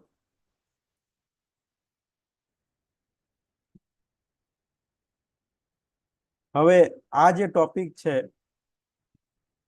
સર, પીપીટી આપણે દેખાઈ રહી છે ને? જી સર. હા. હવે જે આ ટોપિક છે તમારો યુનિટ નંબર 8 છે પેપર 1માં, અને આપણે આગળ એક યુનિટ જોઈ ગયા છે કમ્યુનિકેશન, અને આનું નામ છે ઇન્ફોર્મેશન એન્ડ કમ્યુનિકેશન ટેકનોલોજી, જેને આપણે શોર્ટમાં છે આઈસીટી તરીકે ઓળખીએ છીએ. હવે આઈસીટીમાં કેવા પ્રશ્નો પૂછાય છે, અત્યાર સુધીના જે ઇતિહાસ છે એમાં એવા પ્રશ્નો પૂછાયેલા છે. આઈસીટી નો મતલબ શું છે કે અત્યારે જે માધ્યમ છે, હાલથી તમે કઈ રીતે એજ્યુકેશન મેળવી શકો છો, પછી જે નવા સમયમાં જે ડિમાન્ડ છે કે ઇન્ટરનેટના જે પ્લેટફોર્મ છે, એ પ્લેટફોર્મ છે એની ડિમાન્ડ છે, જ્યાં વિદ્યાર્થી હવે પોતાની રીતે અભ્યાસ કરી શકે. જેમ કે કોઈ વિદ્યાર્થી, મેં તમને જણાવ્યું એનઈપીમાં કે 2 કોર્સ લે છે, તો બીજા કોર્સની જવાબદારી માઇનર અથવા તો એ જે છે મેજર મલ્ટીડિસિપ્લિનરી કોર્સ હશે તો એની જવાબદારી એના ઉપર છે. તો આવા કોર્સની તૈયારી એ ક્યાંથી કરશે? એને સમજવા માટે એ શું કરશે? ઓનલાઈન જે વિકલ્પો છે એની જોડે, એ ઓનલાઈન વિકલ્પો છે એમાં જઈને પોતે પોતાની જાતને શિક્ષિત કરશે. અને એ જે છે ઓનલાઈન વિકલ્પો છે એમાં કયા કયા વિકલ્પો છે આપણી જોડે હાલમાં અવેલેબલ, તો આ વસ્તુ જે છે એમાં આઈસીટીના સૌથી વધારે પ્રશ્નો પૂછાયેલા હોય છે. ઘણી વખતે તમને સિમ્પલ વસ્તુ હોય છે જે તમે રોજિંદી ક્રિયા દરમિયાન કરતા હોય છે, જેમ કે તમે મોબાઈલમાં ફોટો ખેંચતા હો તો એનું એક્સટેન્શન કયું આવે, તો ઘણી વખતે તમે જોતા હશો કે ફોટાની પાછળ automatically .jpg, jpeg, .png, .gif આ બધું આવેલું હોય. આ બધી વસ્તુઓ છે રોજિંદી તમે કરો છો. પછી ધારો કે વિડીયો છે તો એના પાછળ જે છે એક્સટેન્શનમાં ડોટ પછી શું આપેલું હોય, .mp4, ડોટ છે AVI આવી, પછી છે તમારી જોડે .gif આ રીતના જે છે પ્રશ્નો, મતલબ કે એક કોમન ઓબ્ઝર્વેશન હોય, સિમ્પલ ઓબ્ઝર્વેશન, તો તમે આ બધા પ્રશ્નો છે એ આરામથી સોલ્વ કરી શકો છો. એવા પ્રશ્નો પર ભાર મૂકાયો છે. જે જીસેટ ની એક્ઝામમાં છે એક્સટેન્શન ને લગતો એકાદો પ્રશ્ન પૂછવામાં જ આવે છે. જેમ કે ડોક્યુમેન્ટ ફાઇલ હશે તો એનું જે શું થશે, તો DOC X, આ બધા જે છે સિમ્પલ વસ્તુ તમારા રોજિંદી જીવનમાં તમે કરી રહ્યા છો, પણ એને તમે કોન્શિયસલી અને પર્ટિક્યુલરલી યાદ રાખવાનો પ્રયત્ન નથી કરતા, તો એવા પ્રશ્નો છે તમને પૂછાય છે. તો આપણે આજે એના ઉપર ફોકસ કરવાના છીએ કે આ જે છે તમારી જોડે જે ઇન્ફોર્મેશન ટેકનોલોજી છે, તો જનરલી શું છે, એક તો જનરલ એબ્રિવિએશન્સ એન્ડ ટર્મિનોલોજી એટલે ટર્મ છે એ શાના રિલેટેડ છે, શાના માટે ઉપયોગ થાય છે. એ એબ્રિવિએશન એટલે કે શોર્ટ નામ, અથવા તો શોર્ટ નામ આપ્યો હોય એનું આખું નામ છે તમને કહેવાનું હોય. તો સૌથી વધારે પ્રશ્નો આના ઉપર પૂછાય છે. Basic of internet, intranet, email, audio, video conferencing, પછી જે છે આ જે પણ ફોર્મેટ છે એના પ્રશ્નો પણ પૂછાય છે કે ઓડિયો ફાઇલ હોય તો એનું એક્સટેન્શન શું હશે, ફોટો છે એનું એક્સટેન્શન શું હશે. હમણાંની નેટની એક્ઝામ જે 2024માં લેવાય તો એમાં એક પ્રશ્ન આ રીતે જનરલ પેપરમાં પૂછાયો હતો કે મારે જે છે કોમ્પ્યુટર ખોલવું છે તો શરૂઆતના સ્ટેપ શું લઈશ, તો આ કોમ્પ્યુટરને લગતા પણ પ્રશ્નો પૂછાય છે. બીજા પ્રશ્નો જે છે તમારે કોમ્પ્યુટર છે એમાં જે ફાઇલ હોય તો એને કઈ રીતે ઓપન કરવી, એક્સેલની કોઈ શોર્ટ ફોર્મ્યુલા હોય, અથવા તો જે છે વર્ડ ફાઇલની કોઈ શોર્ટ ફોર્મ્યુલા હોય, પીપીટી છે એના જે છે શોર્ટ ફોર્મ્યુલા હોય, એવા પ્રશ્નો પૂછાય છે. બીજા અત્યારે ડિજિટલ જે છે ઇનિશિયેટિવ ગવર્મેન્ટ દ્વારા લેવામાં આવ્યા છે, ડિજીલોકર છે, પછી તમારી જોડે અર્પી છે, સ્વયંપ્રભા, એ બધાની ચર્ચા આપણે કરવાના છીએ. તો આજ બીજું છે ICT એન્ડ ગવર્નન્સ, એટલે આ જે છે 4 ટોપિક છે એ સૌથી વધારે મહત્વના બની રહે છે. એમાં પણ પહેલા 2 ટોપિક છે સૌથી વધારે મહત્વના છે, એના પ્રશ્નો વારંવાર તમને એક્ઝામમાં પૂછાય છે. તો આપણે જોઈએ કે એક તો જનરલ એબ્રિવિએશન જે છે એ શું છે, તો તમને આવા પ્રશ્નો જે છે જીસેટની એક્ઝામમાં વધારે પૂછાય છે. HTML સ્ટેન્ડ ફોર, HTML ને આખું નામ શું છે, તો hyper text markup language. HTTP, don't worry, તમે જે છે હું પીપીટી શેર કરવાનો છું, એટલે જે વિદ્યાર્થીઓ નોટ કરી રહ્યા છે એમના માટે કહી રહ્યો છું કે હું તમને આ જે છે પીપીટી પણ શેર કરવાનો છું, સાથે અમુક પ્રશ્નો છે અને આના સિવાય બીજા જે મેં નોટ કર્યા છે એના સિવાય જે પ્રશ્નો પૂછાઈ શકે છે એ એબ્રિવિએશન છે એ તમને મોકલી આપવાનો છું. અને એ જ PDF ફાઇલમાં તમારી જોડે ટેસ્ટની લિંક આવશે. QR કોડ સ્કેન કરશો તો તમારી જોડે ગૂગલ ફોર્મની લિંક આવશે.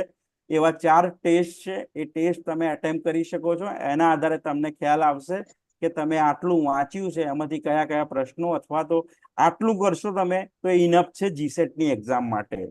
તો HTTP છે તો હાઇપરટેક્સ્ટ ટ્રાન્સફર પ્રોટોકોલ આખું નામ છે એનું. બીજું છે તમારી જોડે ISP, જેનું આખું નામ છે ઇન્ટરનેટ સર્વિસ પ્રોવાઈડર. NCP, જેનું નામ છે network control protocol.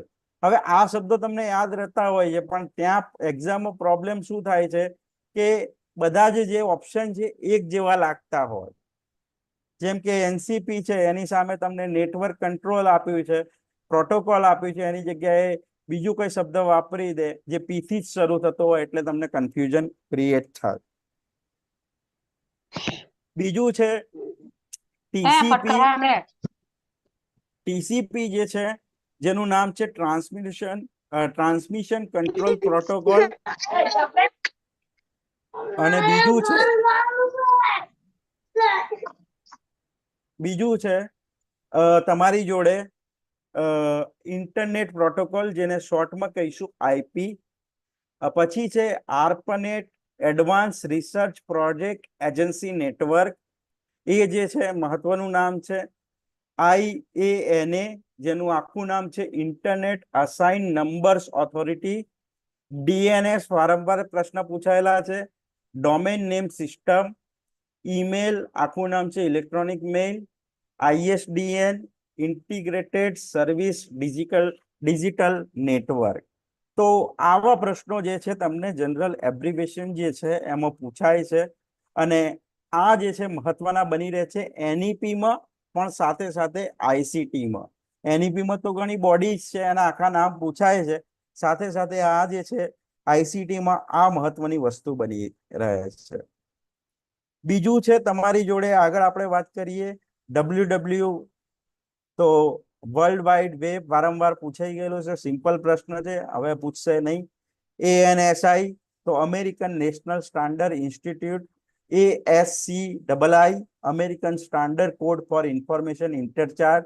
CDEC, centre for development of advance computing. CDEC છે મહત્વનું બની રહે છે. ALU, કોમ્પ્યુટરના જે અમુક પાર્ટ છે એના નામ પણ આખા પૂછાય છે. તો arithmetic and logic unit. CPU વારંવાર પૂછાઈ ગયેલું છે, હવે પૂછવાની શક્યતા નથી. Central processing unit. COBOL, common business oriented language. CD-ROM, ROM છે compact disc read only memory. અને બીજું છે RAM, જે છે એ પણ તમને પૂછાય છે. તો ROM અને RAM નો ફરક પણ પૂછાય છે કે ભાઈ ROM છે તો ઓનલી રીડ મેમરી છે, બરાબર, એને ચેન્જ કરવી હોય તો ના કરી શકાય. RAM છે એમાં તમે એક્સેસ લઈ અને ચેન્જ કરી શકો છો. CAM, computer added manufacturing. DBMS, database management system, આ નામ છે મહત્વનું છે. બીજું છે NKN, national knowledge network. WAN, જે વારંવાર પૂછાયેલું છે, વાઇડ એરિયા નેટવર્ક, હવે શક્યતા નથી. LAN છે એ જનરલી શબ્દ વપરાય છે, એ છે લોકલ એરિયા નેટવર્ક. WAN છે value added network. CDEEP, centre for distance education programme. તો INDES છે Indian national digital library in engineer and technology. આગળ આપણે જોઈશું કે આ બધા જે છે બોડીઝ જે છે એનું કામ શું છે. ડિજિટલ લાઇબ્રેરી પર પણ પ્રશ્નો પૂછાયેલા છે કે ડિજિટલ લાઇબ્રેરી એનું નામ આપેલું હોય તો એનું કામ શું છે, એમાં કેટલા ડોક્યુમેન્ટ છે અથવા તો કેટલી બુકો છે, શાના રિલેટેડ બુકો છે સ્ટોર કરેલી છે, એ બધી માહિતી આગળના આપણે જે છે સેક્શનમાં જોઈશું જ્યારે આપણે ચર્ચા કરીશું જે છે બીજા ભાગની ત્યારે. ERNET છે education and research network. ROM, read only memory. RAM, જે છે રેન્ડમ એક્સેસ મેમરી, તો તમને આ પણ વારંવાર પૂછાયેલા છે. ATM, જે તમે રોજ વાપરો છો પણ તમને આખું જે છે નામ ખબર નહીં હોય ઘણા વિદ્યાર્થીઓને. ઓટોમેટેડ ટેલર મશીન, બરાબર, ઘણા લોકો એને એની ટાઈમ મની કહે છે પણ એ ખોટું છે, જેને ઓટોમેટેડ ટેલર મશીન કહેવામાં આવે છે, બરાબર. બેઝિક, તો બેઝિક છે beginners all purpose symbolic instruction code, બરાબર. તો આ બધી વસ્તુઓ જે છે એ છે મેં ઘણા બધા નોટ કર્યા છે. DDL, data definition language.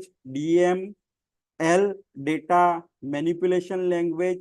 DTP, desktop publishing.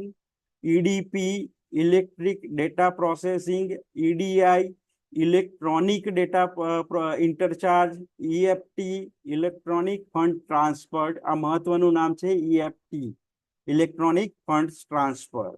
NEFT, national electronic fund transfer, આ પણ મહત્વનું નામ છે. RTGS, real time gross settlement.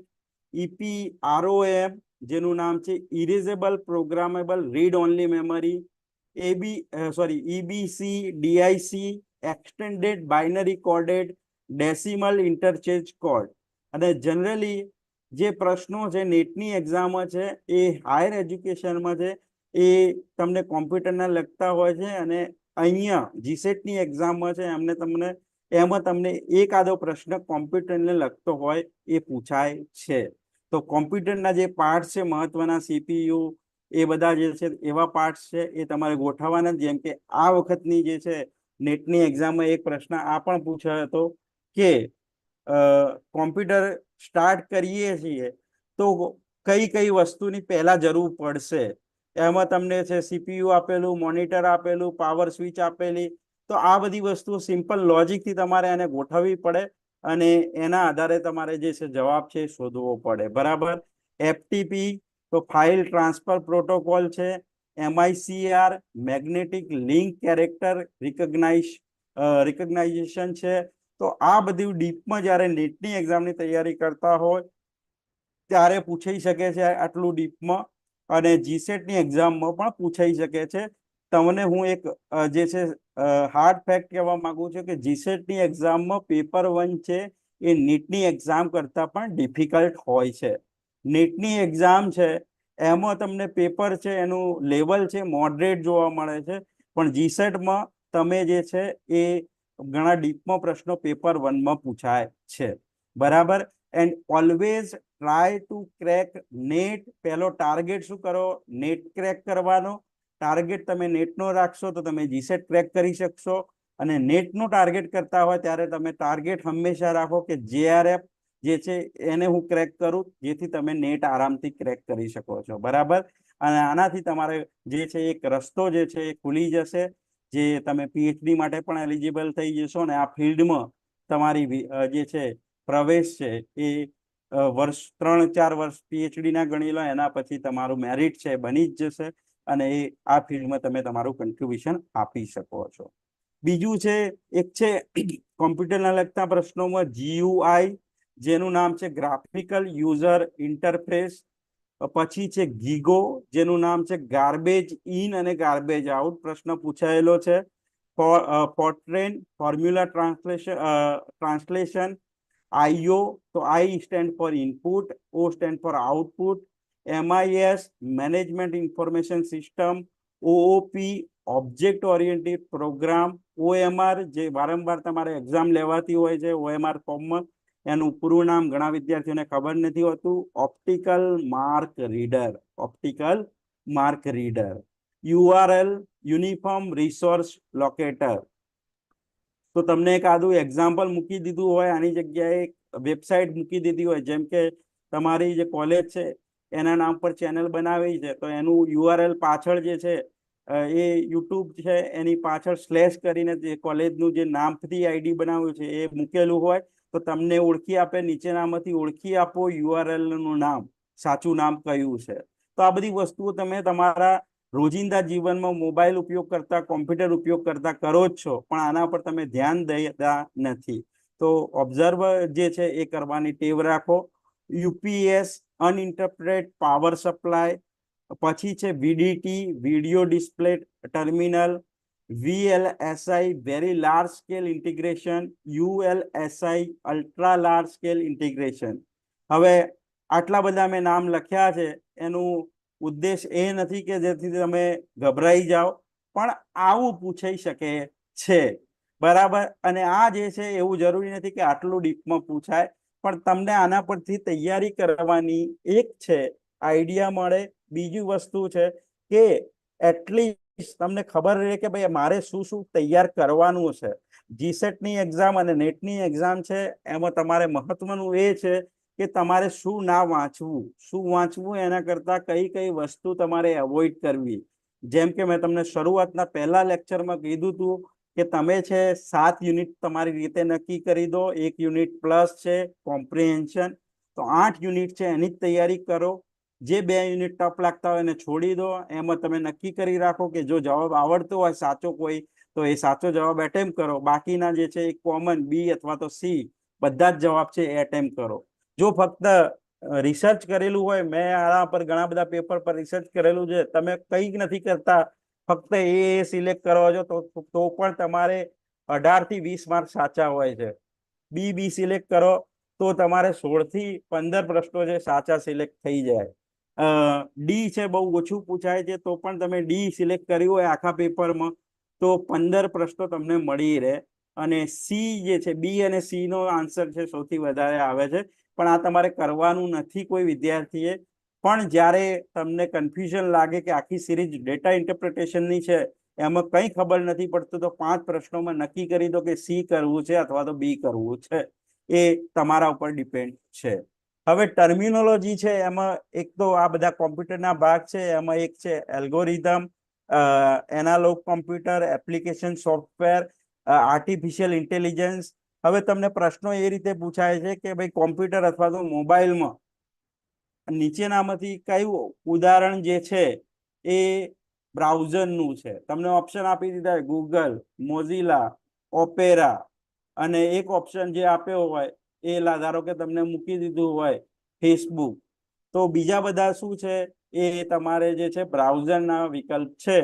ફક્ત ફેસબુક છે એ સોફ્ટવેર છે, સોશિયલ મીડિયા સોફ્ટવેર છે.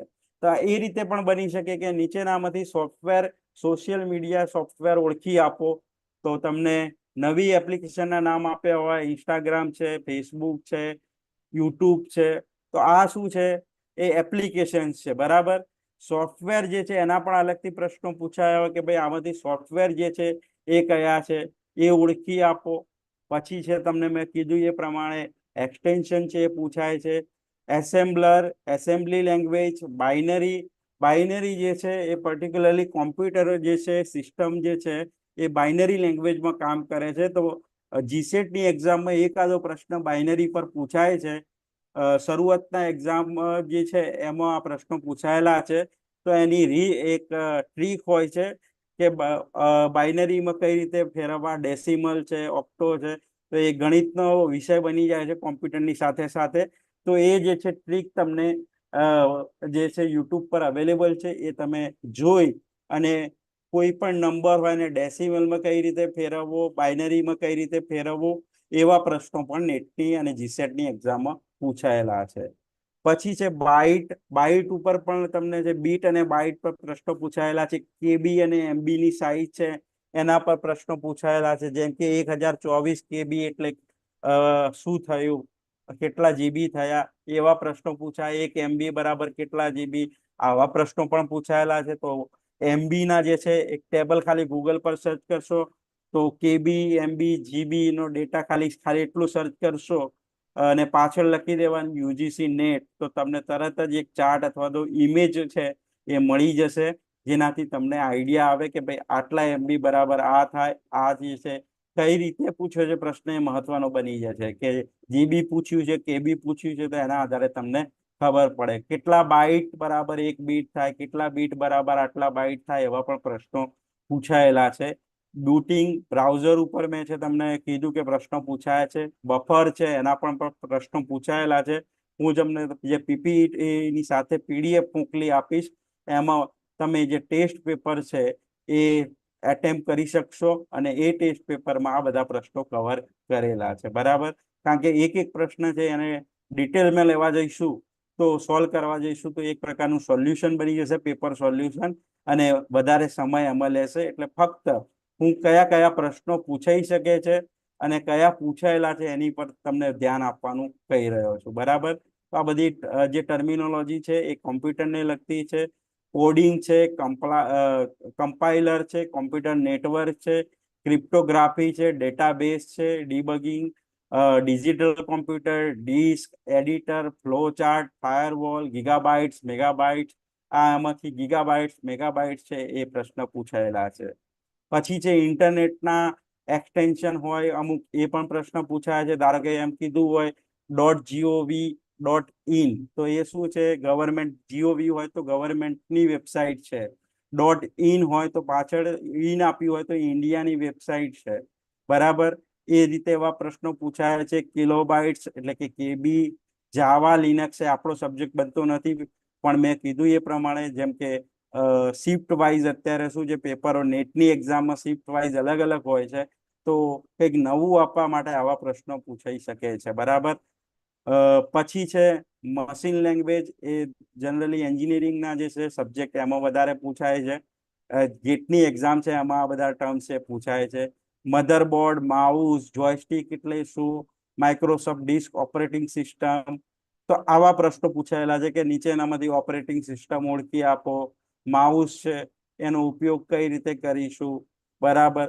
તો આ બધી વસ્તુઓ સિમ્પલ બેઝિક છે જેનો તમે ઉપયોગ કરતા હોય છે, પણ પ્રશ્નના સ્વરૂપમાં ક્યારે તમે ઓળખવાનો પ્રયત્ન કર્યો નથી. પાસ્કલ જે છે તો એ પણ એક ગાણિતિક ટર્મ છે. પર્સનલ કોમ્પ્યુટર તો પીસી જે છે એનું આખું નામ પૂછાયેલું છે, જેને પર્સનલ કોમ્પ્યુટર કહેવામાં આવે છે. Primary storage, secondary storage, router, software, syntax, hardware, terabytes, Unix, virus, Windows, આ બધામાંથી પણ પ્રશ્નો પૂછાયેલા છે. તો આના ઉપર ફોકસ, આટલી વસ્તુ ઉપર ફોકસ કરજો. હવે જે સૌથી વધારે પ્રશ્નો બીજા નંબરમાં પૂછાતા હોય તો એ કયા કયા ઇનિશિયેટિવ્સ ગવર્મેન્ટ દ્વારા લેવામાં આવ્યા છે, અને એ પણ ફોકસ છે આપણે હાયર એજ્યુકેશનમાં કરવાનું છે, નહીં કે સ્કૂલ અથવા તો જે છે પ્રાઇમરીના વિદ્યાર્થીઓ માટે. એ જે છે એ પ્રશ્નો જનરલી એવોઇડ કરવામાં આવે છે, કારણ કે યુનિટનું નામ જ છે હાયર એજ્યુકેશન. તો હાયર એજ્યુકેશનમાં જે છે તમારી જોડે પર્ટિક્યુલરલી ડિજિટલ ઇન્ડિયાનો કોન્સેપ્ટ છે એ ડેવલપ કરવા માટે જે છે અમુક જે છે એ પોર્ટલ સરકાર દ્વારા બનાવવામાં આવે છે. એમાંથી તમને જે પૂછાય છે તો એક છે MOOC છે, એ વારંવાર પ્રશ્ન પૂછાયેલો છે. એનું આખું નામ પૂછાયેલું છે massive open online courses. Massive open online courses. તો આ છે, તમે ખાલી સર્ચ કરશો તો ત્યાં તમને કોર્સ જોવા મળશે અલગ અલગ. જેમ કે કોઈ વિદ્યાર્થી ભાઈ મારે કમ્યુનિકેશન શીખવું છે તો કમ્યુનિકેશન સર્ચ કરશો MOOC ઉપર તો તમને આખો કમ્યુનિકેશનનો કોર્સ બતાવશે. પછી એ કોર્સ છે એની વેલિડિટી હશે, એ બતાવશે કે આટલા લેક્ચર અથવા તો આટલા કલાક છે. પછી જે કોર્સ એટેમ્પ કરો છો એના પછી તમને મટીરિયલ પણ પ્રોવાઈડ કરવામાં આવે છે.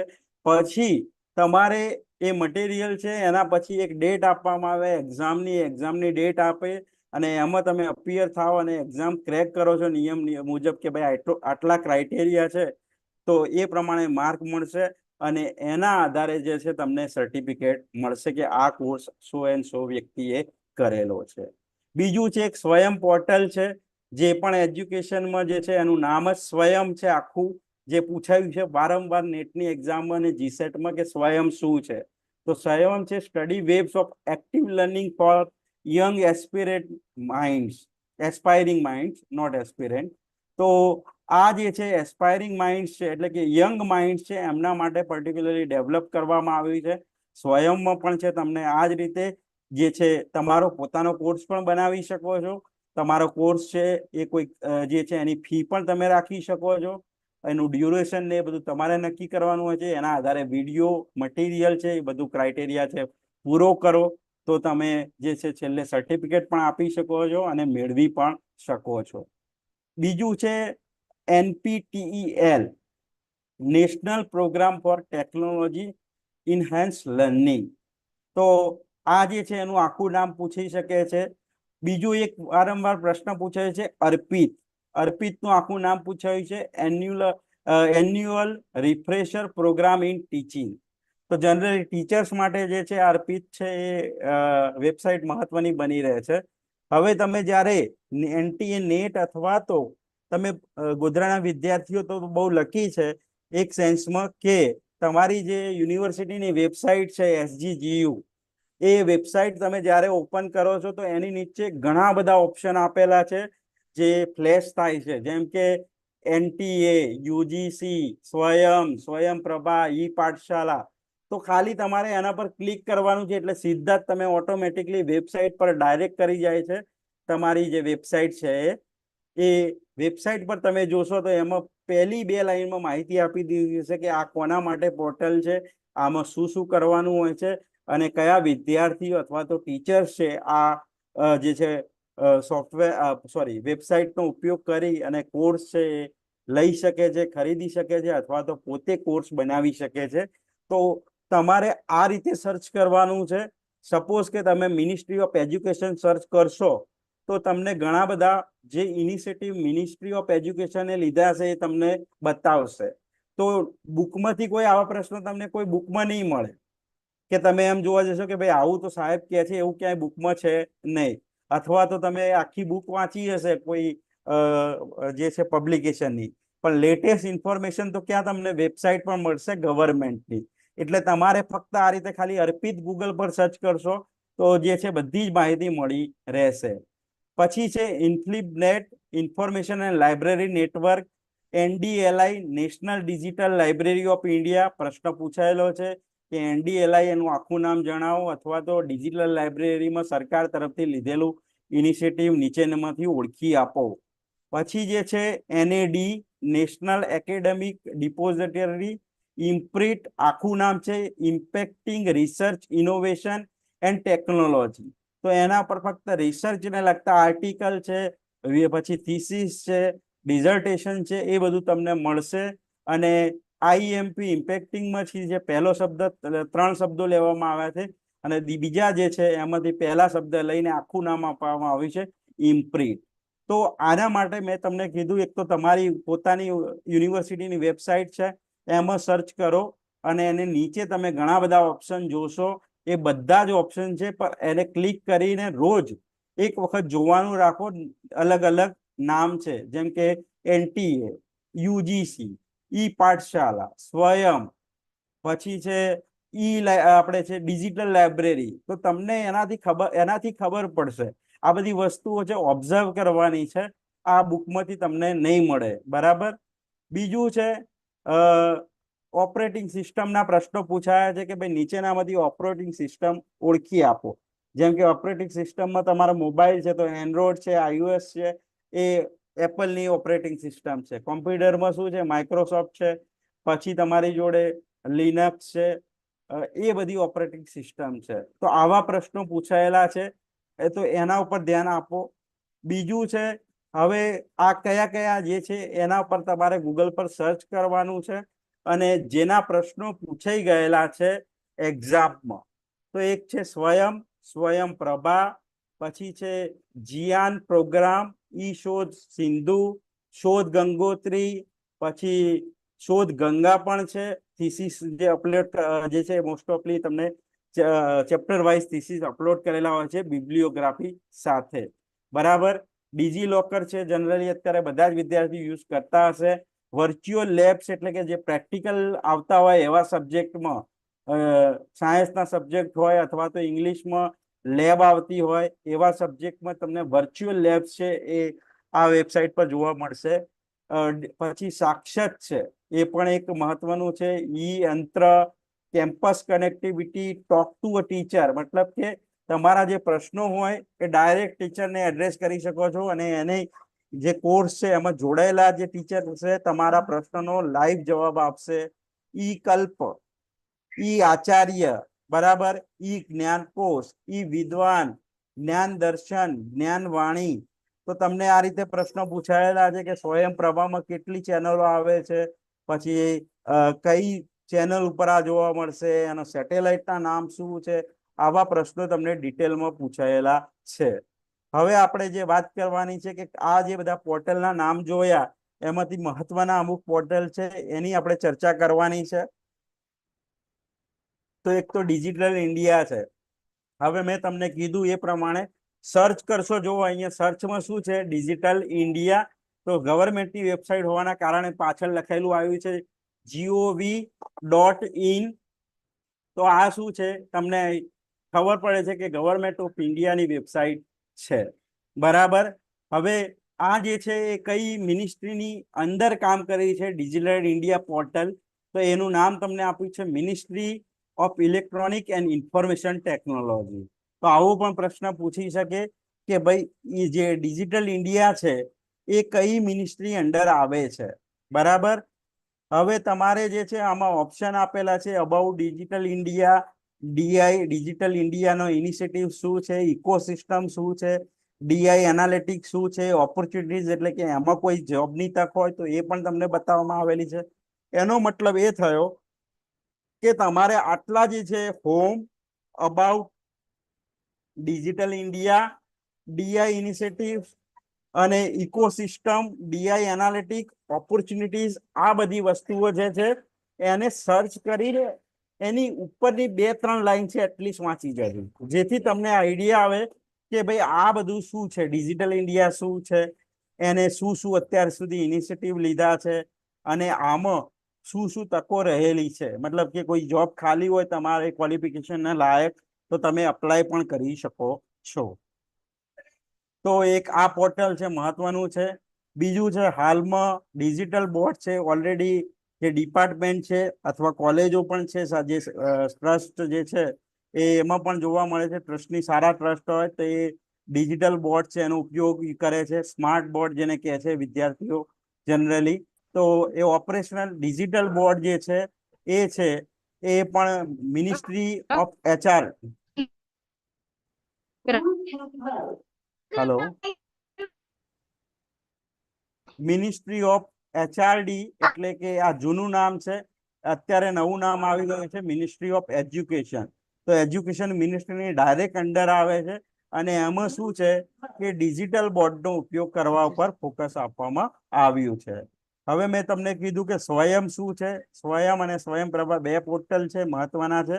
હવે જુઓ ઈ કન્ટેન્ટ ડેવલપમેન્ટ છે એ લખેલું છે, તો આમાં તમને ઓલ કોર્સિસ પર ક્લિક કરશો, મારું માઉસ છે એના પર ધ્યાન રાખો, ઓલ કોર્સિસ છે, કર્સર તમે જોજો પોઇન્ટર જે છે માઉસનું, તો એમાં તમે ક્લિક કરશો તો જેટલા પણ કોર્સ અવેલેબલ છે એ પછી આર્ટ્સ માટે હોય, કોમર્સ માટે હોય, સાયન્સ માટે હોય કે એન્જિનિયરિંગ કે મેડિસિન માટે હોય, તો એ બધા કોર્સ તમને બતાવશે. તમારે એક વખત તમારું આઈડી ક્રિએટ કરવાનું છે, તમે આમાં કોર્સ લઈ શકો છો. જુઓ તમારું એક આઈડી બનશે, એના પછી આ રીતે ડિટેલ તમારી આવેલી હશે સમરીમાં, જેમાં હશે કે કોર્સ સ્ટેટસ, તો એ જે કોર્સ તમે સિલેક્ટ કર્યો હોય એ ચાલુ ના હોય અને આવવાનો હોય. હેલો બગનવર જસ્ટ અ મિનિટ.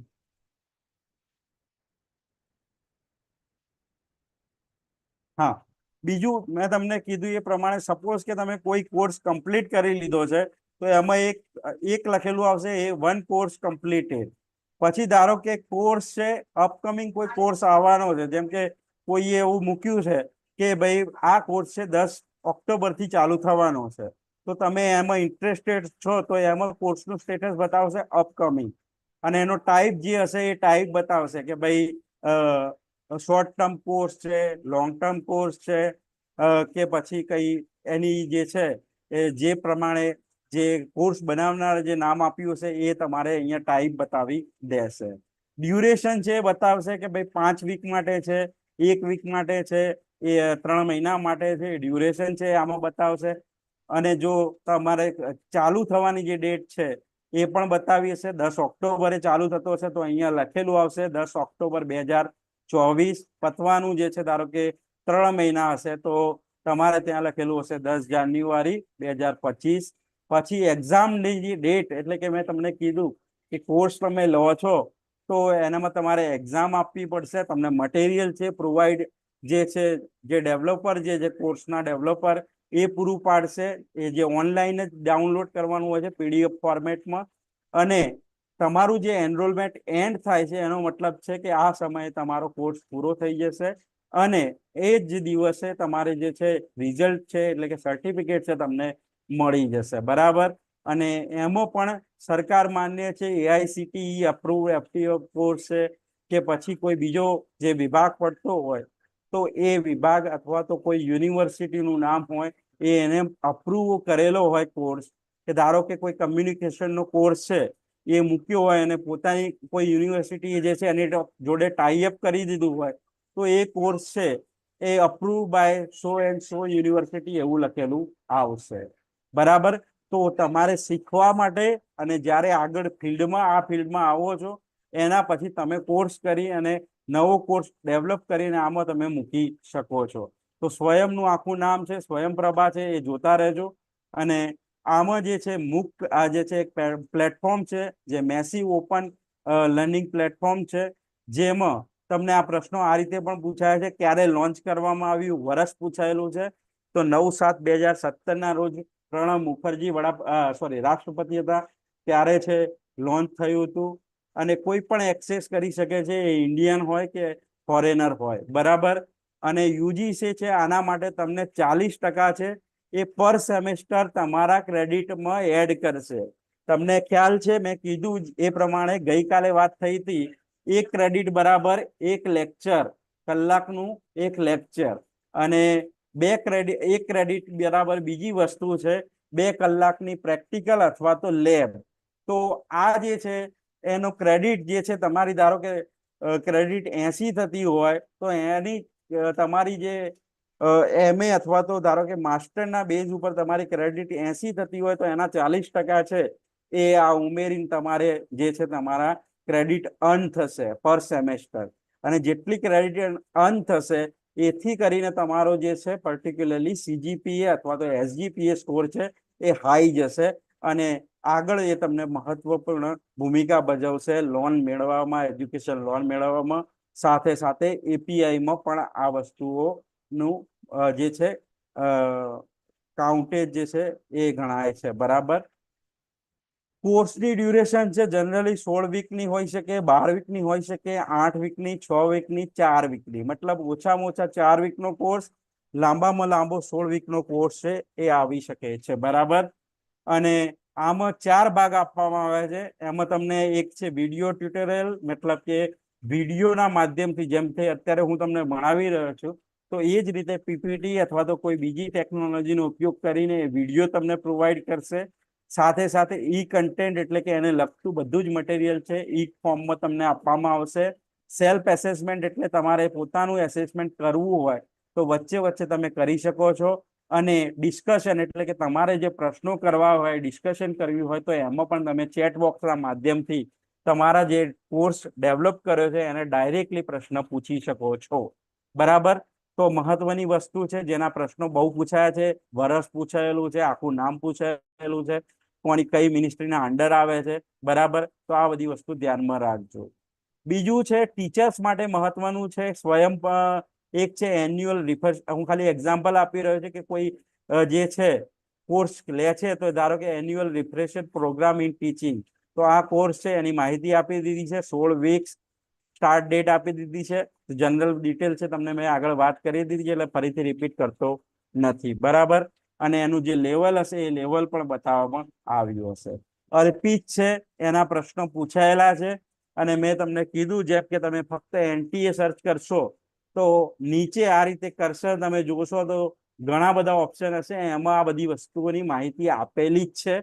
તેનો તમારે ડીપમાં ખાલી એક વખત ક્લિક કરીને તમારી નોટબુકમાં ઉતારી દેવાની માહિતી કે અર્પિતનું આખું નામ શું છે. તો અર્પિતનું આખું નામ છે annual refresher programme in teaching. ક્યારે લોન્ચ કરવામાં આવે તો 2020માં.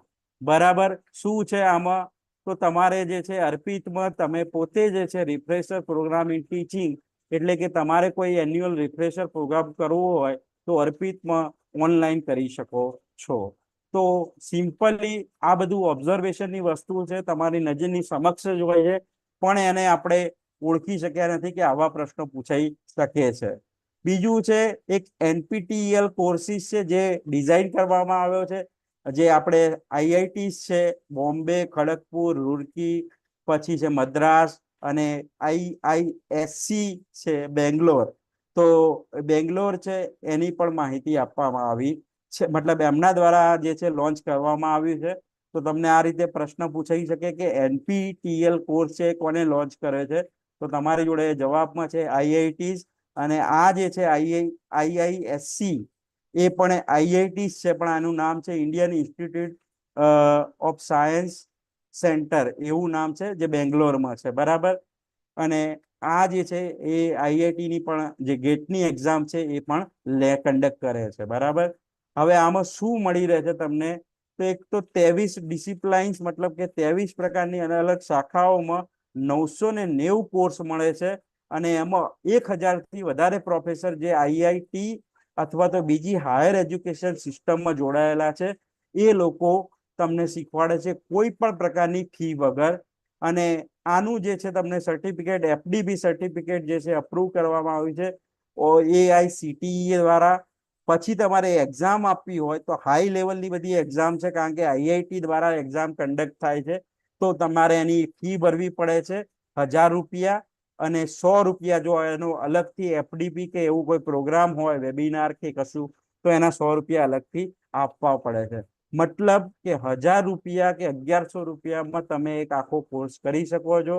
આના કન્ટેન્ટ છે યુટ્યુબ પર પણ અવેલેબલ છે, અને આ જે છે 2016માં જે છે આનું ક્રેડિટ ફ્રેમવર્ક છે એ ઓનલાઈન કોર્સ તરીકે સ્વયંમાં ગણવામાં આવ્યું છે, બરાબર. બીજું છે કે આમાં જે કોર્ડિનેટર જે બીજા જે ભાગ લઈ રહ્યા છે એમાં NPTEL, AICTE, UGC, CEC, NCERT, NIOS, IGNO, IMB.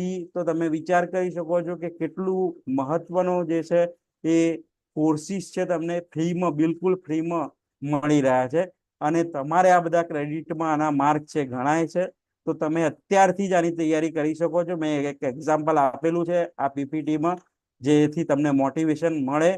હવે આ બધા જે શબ્દો મેં બોલ્યો એના આખા નામ જોઈ લો. NPTEL જે છે પર્ટિક્યુલરલી એન્જિનિયરિંગ શાખા માટે છે.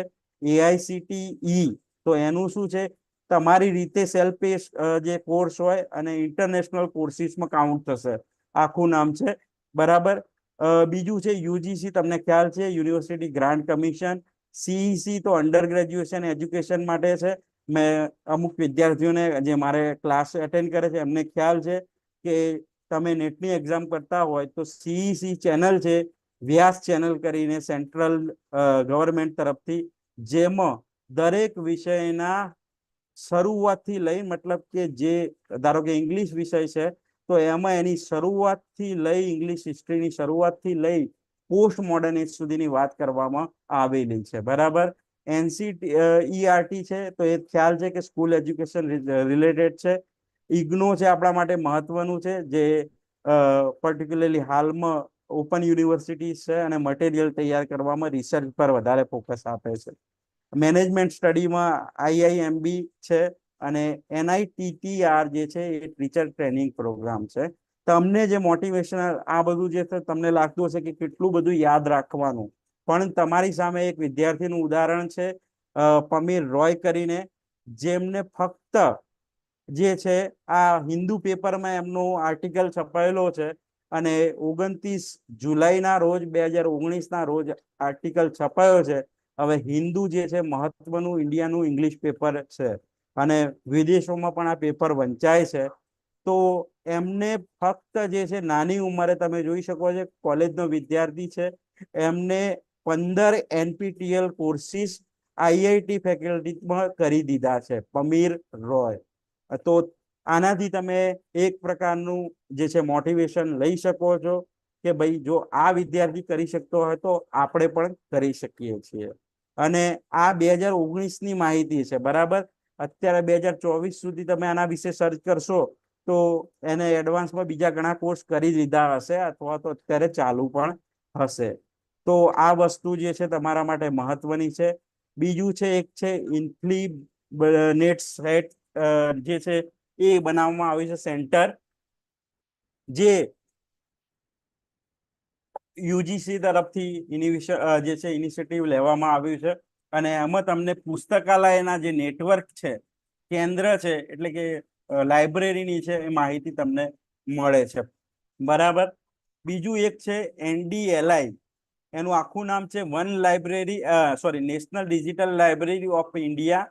અને આ પ્રશ્ન પૂછાઈ ચુકેલો છે એક્ઝામમાં નેટની, one library all of India, બરાબર. અને આને જે છે પર્ટિક્યુલરલી આનું દેખરેખ રાખી રહી છે ઇન્સ્ટિટ્યૂટ છે IIT ઓફ ખડગપુર, બરાબર.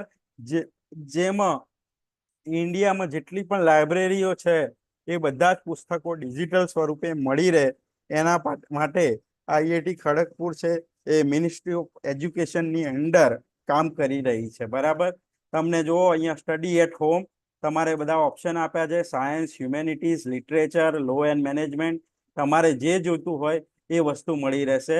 બીજું આમાં જે કોવિડ આવ્યા પછી સરકાર જે છે ગંભીર બની છે કે ભાઈ આવા વિષયો પર અત્યારથી જ રિસર્ચ કરવામાં આવે, જેથી કરીને ભવિષ્યમાં કોઈ આવી આપત્તિ આવે તો એના ઉપર વેક્સિન અથવા તો આ બીમારીઓનો જે છે એના ઉપર ડિટેલમાં અભ્યાસ ઓલરેડી અવેલેબલ હોય, એક્સેસેબલ હોય દરેક જોડે, જેથી દરેક જણ છે આનાથી અવેર રહી શકે, બરાબર.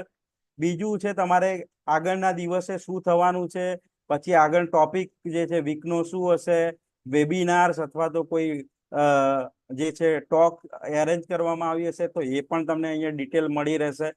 પછી છે તમારી જોડે એક એનલિસ્ટ છે, જે છે તમે national library and information service છે એનામાં મહત્વનું છે, જેમાં તમે પોતે લોગિન કરીને કોલેજ પણ લોગિન કરીને જે છે પુસ્તકો નો જે છે એક્સેસ મેળવી શકે છે, અને આમાં છે મેમ્બર પણ લોગિન કરી શકે છે.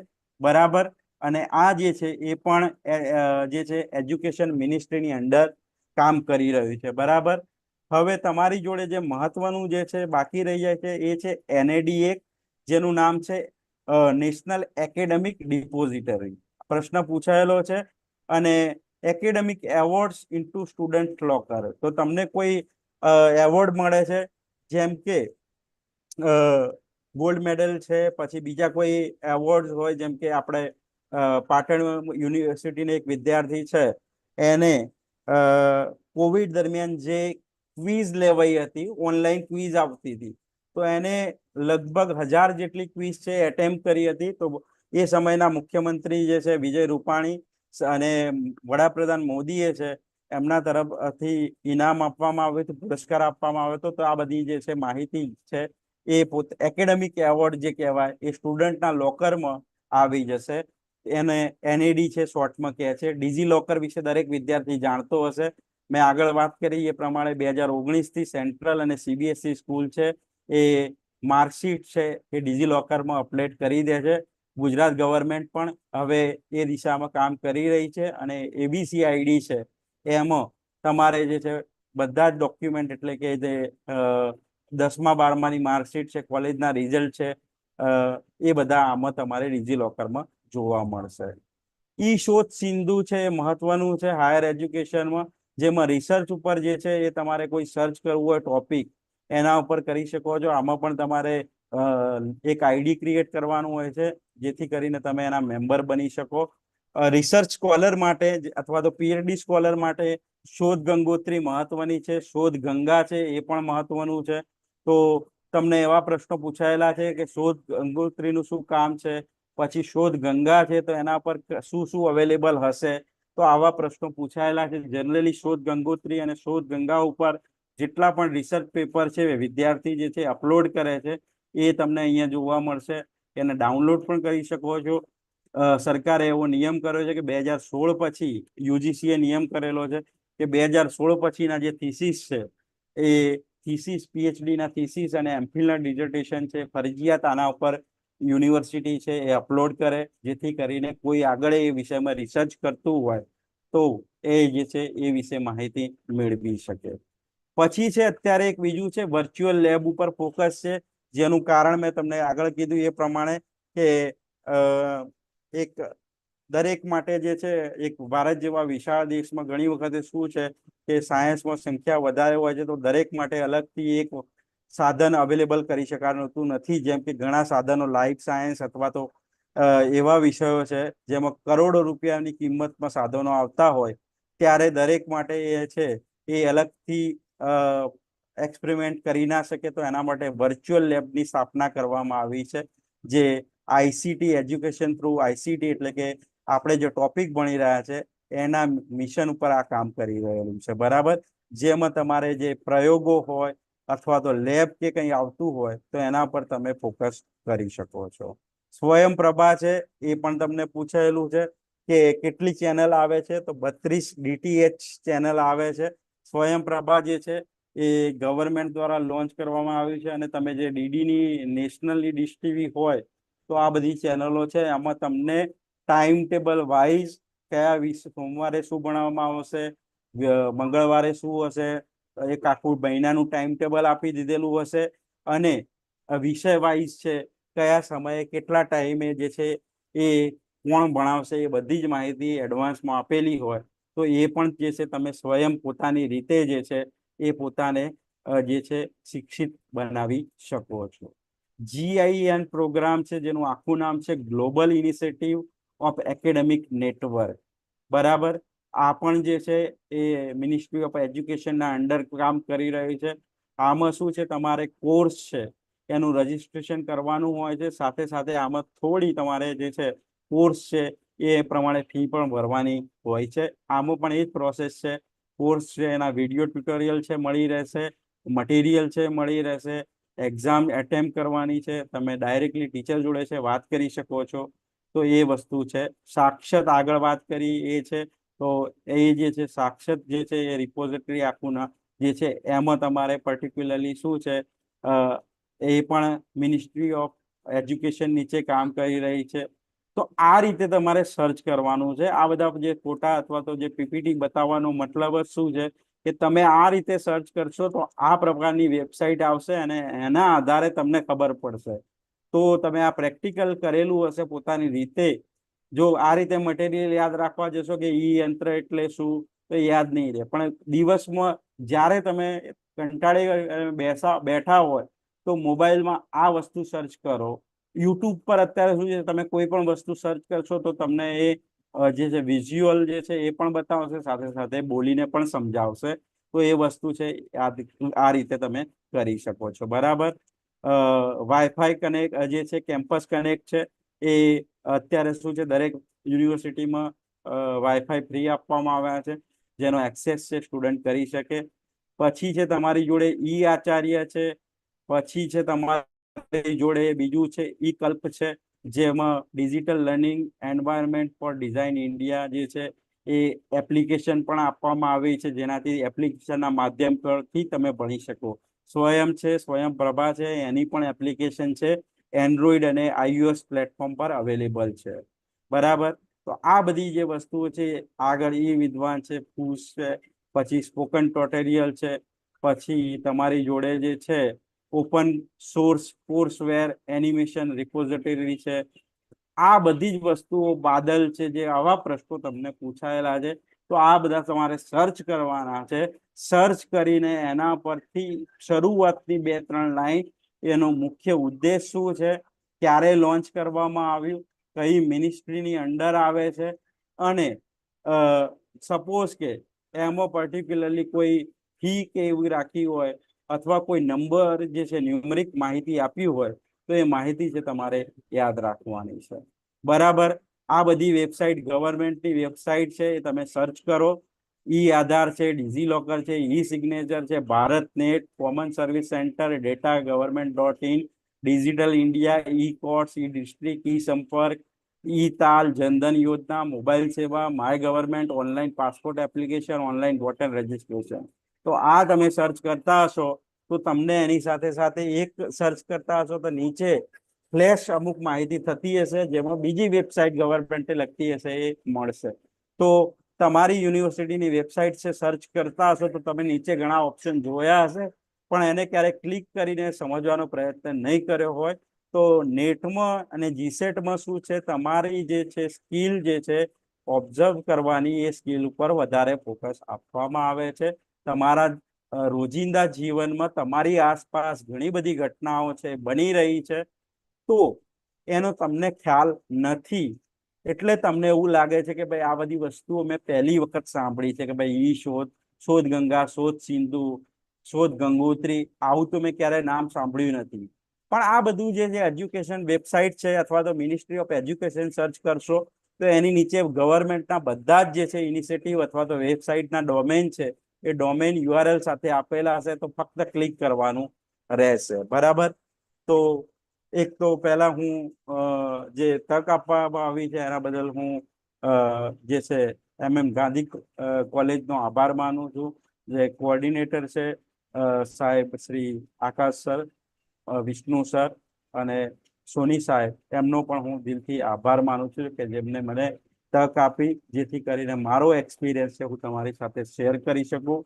મેં તમને આ શરૂઆતમાં લેક્ચરમાં કહ્યું હતું, I am not a expert of paper 1 or paper 2 in my subject, but જે તૈયારી કરતા જે મેં અનુભવ્યું છે, અથવા તો હું દરેક એક્ઝામ છે અત્યારે જીસેટમાં તો નિયમ આવી ગયો છે કે એક વખત હવે તમે ગયા વર્ષથી નિયમ આવે છે કે એક વખત તમે ક્વોલિફાય કરી એના પછી તમે ફરીથી ક્વોલિફાય કરી શકતા, મતલબ એપ્લાય કરી શકતા નથી.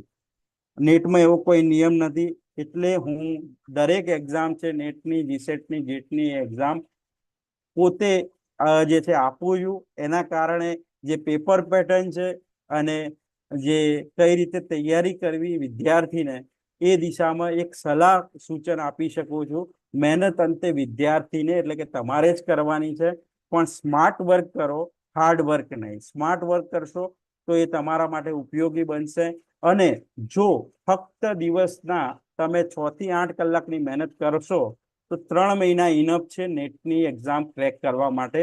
જે હાઈપ બનાવવામાં આવી છે કે ભાઈ આ એક્ઝામ ડિફિકલ્ટ છે, એ એવું નથી. બીજું છે કે જીસેટની એક્ઝામમાં OMR સીટ છે, તો વિદ્યાર્થીઓને એક સલાહ છે કે જેવું પેપર તમારી હાથમાં આવે છે તો પેપર 1 હાથમાં પહેલા આવશે, તો પેપર 1 ના જે પાછળ તમને રફ સ્પેસ આપવામાં આવે છે, તો જે પ્રશ્ન નથી આવડતો એ પાછળ રફ સ્પેસમાં લખી દો કે નોટ એટેમ્પ્ટેડ ક્વેશ્ચન. તો એમાં ધારો કે 3જા નંબરનો પ્રશ્ન તમને નથી આવડતો તો પાછળ 3જો નંબર લખી દો. અને પહેલું પેપર છે અને મર્યાદા 1 કલાક છે. નેટમાં શું છે તમારી જોડે હવે CBT કોમ્પ્યુટર બેઝ ટેસ્ટ થઈ ગયો છે, એના કારણે પેપર 1 અને પેપર 2 સાથે આવે છે. જીસેટમાં પહેલા એવું હતું પેપર 1 પછી 1 કલાકનો બ્રેક મળતો હતો અને પેપર 2 પછી મળતું હતું. અને હવે શું છે તમને પેપર 1 અલગથી મળે છે પણ 3 કલાક સળંગ હોય છે. અને નિયમ પ્રમાણે UGCના નિયમ પ્રમાણે પેપર 1 અને પેપર 2 તમારી ચોઈસ છે કે તમે પેપર 1 આપવા ઈચ્છો તો આપી શકો છો, પેપર 2 આપવા ઈચ્છો તો આપી શકો છો. પણ મેં જીસેટની એક્ઝામમાં ઘણા વિદ્યાર્થીઓ છે અથવા તો જે શું કહી શકાય સુપરવાઇઝર આવે છે, એ સામાન્ય રીતે આપણા જેવા વિદ્યાર્થીઓ જ હોય છે જેમને 1 કે 2 દિવસની હાર્ડલી ટ્રેનિંગ આપી હોય અને એમને જે કીધું હોય એ વર્ડ ટુ વર્ડ એ લોકો ફોલો કરે છે. એટલે નિયમ પ્રમાણે તમે કહેવા જશો તો ઘણી વખત તો જે છે જે એરિયા મેનેજર હશે અથવા તો જે પર્ટિક્યુલર સેન્ટરની જેને જવાબદારી આપી હશે એને પણ આ વસ્તુ ખ્યાલ નથી હોતી કે પેપર 1 પહેલા જો વિદ્યાર્થી ઈચ્છતો હશે તો પેપર 1 લખી શકે છે, પેપર 2 ઈચ્છતો હોય તો પેપર 3 લખી શકે છે. પણ અહીંયા મેં જેટલો મારો એક્સપિરિયન્સ છે અથવા બીજા વિદ્યાર્થીઓના એક્સપિરિયન્સ હું જાણું છું, કારણ કે હું પણ જે છે ઇંગ્લિશના એક ક્લાસીસ લઉં છું, તો વિદ્યાર્થીઓને પેપર 1 એક્ઝેક્ટલી 11 વાગે પરીક્ષા 12 વાગે પરીક્ષા ચાલુ થતી હોય તો 1 વાગે પેપર 1 લઈ લેવામાં આવે છે. એટલે તમારે પેપર 1માં હંમેશા સમય મર્યાદા છે ધ્યાનમાં રાખવાનું કે 50 પ્રશ્નો છે, એ 50 પ્રશ્નો તમારે 1 કલાકમાં સોલ્વ કરી દેવાના છે. નેગેટિવ માર્કિંગ નથી.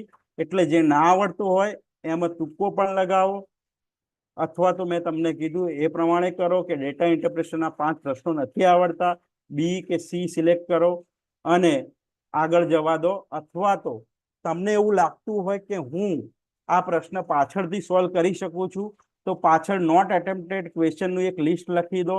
એમાં 1 2 3 નંબર વાઇઝ જે પ્રશ્ન હોય, કે ધારો કે 10મો પ્રશ્ન નથી આવડતો તો 10મો નંબર લખી દો. એટલે તમારે ફક્ત એ જ જોવાનું રહે કે 10મો પ્રશ્ન મારે બાકી છે. બીજું છે અમુક વસ્તુઓ તમે પહેલેથી નોંધ કરી રાખો. પેપર તમને મળે તો પાછળ જેવું પેપર મળે છે એટલે જે રફ સ્પેસ છે એમાં તમે ABCD જે છે સીધી ABCD આખા A to Z સુધી લખી દો, Z થી A સુધી ઊંધી ABCD લખી દો, એના ઉપર નંબર આપી દો 1 થી 26 સુધી, અને પેલામાં ઊંધા નંબર પણ આપી દો.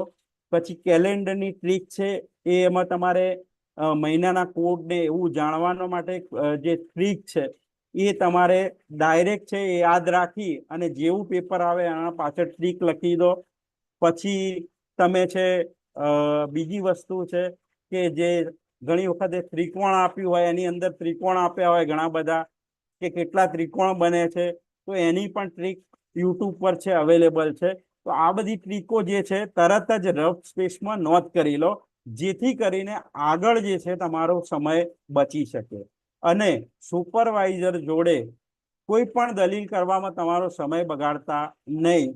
જેમ કે ઘણા વિદ્યાર્થીઓ પછી દલીલ કરે છે કે સાહેબ નિયમ આ છે, તો એ શું છે સુપરવાઇઝર જે ફક્ત 1-2 કલાકની ટ્રેનિંગ લીધેલી હશે એને કોઈ વધારે આઈડિયા નહીં હોય અને એ પણ ખબર નહીં હોય કે આ સેટની એક્ઝામ છે, નેટની એક્ઝામ છે, શેના માટે લેવાય છે, શું છે આનું લેવલ, એવું પણ બની શકે છે. બરાબર.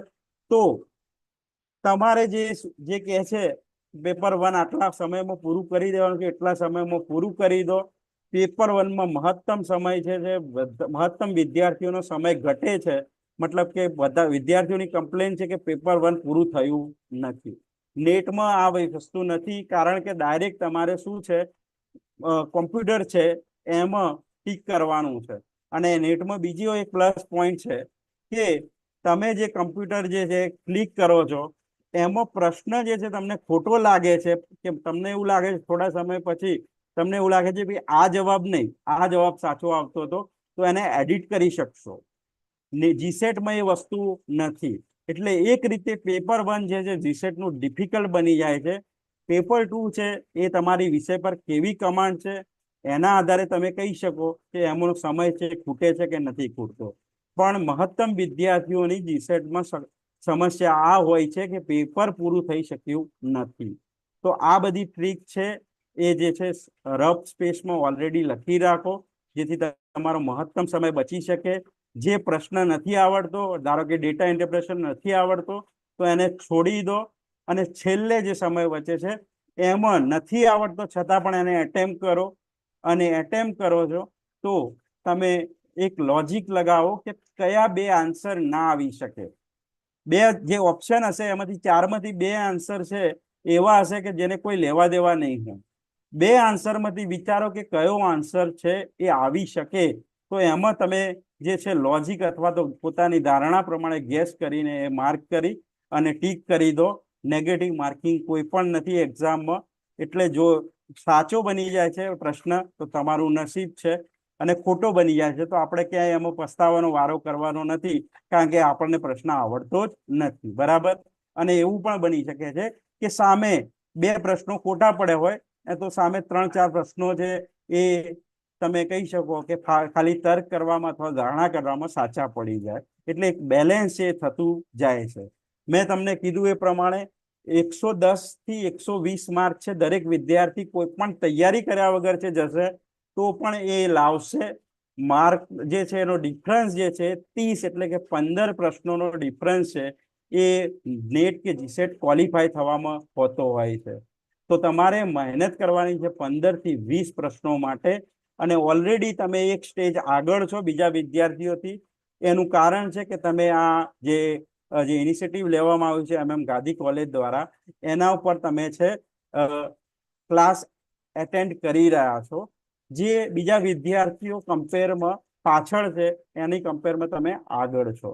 અને તમારે કોઈ પણ સમસ્યા હોય તો જે છે તમે મને ડાયરેક્ટલી મેસેજ પણ કરી શકો છો.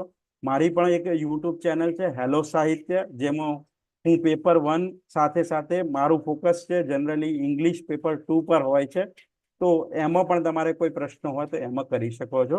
ફરીથી હું જે તક આપી છે એના માટે ગાંધી કોલેજ પરિવારનો, કોઓર્ડિનેટર સાહેબ જે છે આકાશભાઈ સાહેબનો, વિષ્ણુભાઈ સાહેબ તથા અજયભાઈ સોની સાહેબનો દિલથી આભાર માનું છું, જે મને તક આપી છે એના બદલ. Thank you.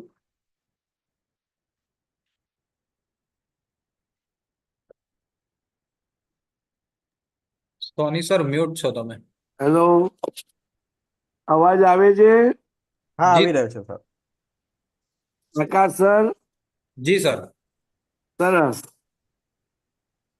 ખૂબ સરસ. પરમાર સાહેબે આપણને ખૂબ સરસ સમય લઈને નાની નાની વાતો બધી આપની વચ્ચે મૂકી છે.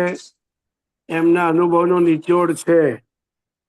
એટલે સૌ વિદ્યાર્થી મિત્રો ખાસ આપણે એને યાદ રાખીશું. વિપ્રો કંપનીના સ્થાપક અને પદ્મ ભૂષણથી સન્માનિત અજીત પ્રેમજીની વિકાસ જંગતા યુવકોને કેટલીક વાત એમને જણાવેલી છે એ હું ટૂંકમાં રજૂ કરું છું. અજીત પ્રેમજી કહે છે જેને વિકાસ કરવો છે, નંબર 1 ઉપર કહે છે ઉત્તમતા માટે મથામણ, શ્રેષ્ઠતા માટેની મથામણ વિદ્યાર્થીએ કરવી પડશે. બીજો મુદ્દો એ કહે છે આત્મવિશ્વાસનું નિર્માણ, કામ કરતા કરતા સેલ્ફ કોન્ફિડન્સ વધારતા જવાનું છે. ત્રીજો મુદ્દો જે એમને કીધેલો છે જૂથ કાર્યની મહત્તાનો સ્વીકાર. એક વ્યક્તિ ગમે તેટલો હોશિયાર હશે પરંતુ જો તે ટીમ બિલ્ડિંગ નહીં કરી શકે તો એ સક્સેસ જવાની શક્યતા ઓછી છે. તો જૂથ કાર્યની મહત્તાનો સ્વીકાર એ આપણી આખી આ ચેનલ પાછળની ભૂમિકા છે. નંબર 4 છે ખંત અને નિષ્ઠા. રાતના ટાઈમે પણ સળંગ આ આખી જ્ઞાન યાત્રા આપણી ટીમ કરી રહી છે ખંત અને નિષ્ઠાથી. 5મો મુદ્દો છે વ્યાપક સમાજ દર્શન. સમાજના નાનામાં નાના, ગામડાના નાના નાના વિદ્યાર્થીને ધ્યાનમાં રાખીને એક વિકાસની રાહ અને વિકાસની કેડી ચીંધવાનું આપણે કામ કરીએ છીએ. 6થો મુદ્દો છે સફળતાના અહંકારમાંથી મુક્તિ. આપણે સક્સેસ જઈએ તો હું એકલો જ આ બધું કરી શકું, મારા સિવાય કોઈ ના કરી શકે એવા અહંકારમાંથી આપણે મુક્ત થવાનું છે. આ કામ આપણે વિદ્યાર્થીઓ માટેની લાગણી અને એક વિદ્યાર્થીના હિત માટે સહજ ભાવે કરીએ છીએ. અને વારંવાર હું કહું છું કે વિદ્યાર્થી માટે અમે જેટલું પણ કરીએ એટલું ઓછું છે. અને 7મો મુદ્દો છે સંતુલિત તથા વિવેકપૂર્ણ સમજણ. એટલે એવો આપણે વિવેક આપણામાં જાગૃત થાય કે જે બધા જ પાસાને સમજી શકે. આવા પદ્મભૂષણે જે 7 વિષય કીધા છે એ મેં આપની સમક્ષ રજૂ કર્યા. વાલા વિદ્યાર્થી મિત્રો, જ્ઞાનની યાત્રા એ અનંતની યાત્રા છે. ઈશ્વરને પ્રાપ્તિના 3 રસ્તા છે, જ્ઞાન, કર્મ અને ભક્તિ. તો કર્મ અને ભક્તિ એ વિષય જુદા છે. આપણે આ જ્ઞાન માર્ગના યાત્રિકો છીએ. ભણવું, ભણાવવું, સમજવું, સમજાવવું અને એના માટેની આપણી બધી માથાકૂટ, મથામણ અને એમાંથી શ્રેષ્ઠ તત્વને બહાર લાવીને સમાજ જીવનમાં એ ઉત્તુંગ શિખર સર કરે, સક્સેસ બને અને પોતાના કુટુંબને, સમાજના લોકોને ખૂબ ઉપયોગી બને, દેશ માટે રાહ ચીંધનાર બને એવા શ્રેષ્ઠ તત્વની આપણે આરાધના કરનારા છીએ. સૌ વિદ્યાર્થી મિત્રો, તમને સૌને ખૂબ શુભેચ્છાઓ. Akash sir. Thank you so much sir. Yogesh Parmar સરને ખૂબ ખૂબ સર થેન્ક યુ. કારણ કે અવાજ આવતો તો મારો? જી સર. હાજી હાજી હાજી સર. યોગેશ પરમાર સરનો પહેલો લેક્ચર કોમ્યુનિકેશનનો રહ્યો, બીજો લેક્ચર હાયર એજ્યુકેશન અને ત્રીજો લેક્ચર આઈસીટી. સર તમે 3 ટોપિકને એવા ક્લિયર કર્યા છે કે એમાંથી મેક્સિમમ ક્વેશ્ચન આવવાના સંભાવનાઓ રહેલી છે. કોમ્યુનિકેશનની તો વાત જ નહીં કરીએ, કારણ કે કોમ્યુનિકેશન એ લેવલનું હતું. એવું જ તમારું એનઈપી જે કાલે આખો લેક્ચર 1.5 કલાક સુધી ચાલ્યું અને આજે પણ ટાઈમ લીધો. આઈસીટી જે તમારી પીપીટી છે જે ખૂબ સોલિડ છે, એમાંથી મોટા ભાગના પ્રશ્ન પૂછવાની સંભાવના રહેલી છે. તો શ્રોતાઓને ખૂબ ખૂબ વિનંતી છે કે સરના 3 લેક્ચર જો તમારા અટેન્ડ પૂરેપૂરા કરેલા હોય તો એને 2x જઈને ફરી રિપીટ કરી લેવા, જેથી કરીને આખો લેક્ચર તમારો રિવાઇઝ થઈ જશે. અને જો સરના 3 લેક્ચર તમે અટેન્ડ કરશો તો તમારા 3 ટોપિક પેપર 1ના ક્લિયર થઈ જશે. કારણ કે સર મેક્સિમમ એક લેક્ચરમાં એમનો આખો ટોપિક ક્લિયર કરવાનો ટ્રાય કર્યો છે. તો બધા શ્રોતાઓને વિનંતી કે 2x સ્પીડ પર જઈને સરનો લેક્ચર ફરી જોઈ લેવો, જેથી તમારું આખું રિવિઝન થઈ જશે. અને સર આભાર તમારો, તમે અમારા શ્રોતાઓને તમારા જ્ઞાનનો પ્રકાશ પાડ્યો તે બદલ ખૂબ ખૂબ આભાર. જી સર. સર લગભગ જવાના છે અંબાજી કોન્ફરન્સમાં 2 દિવસ હવે.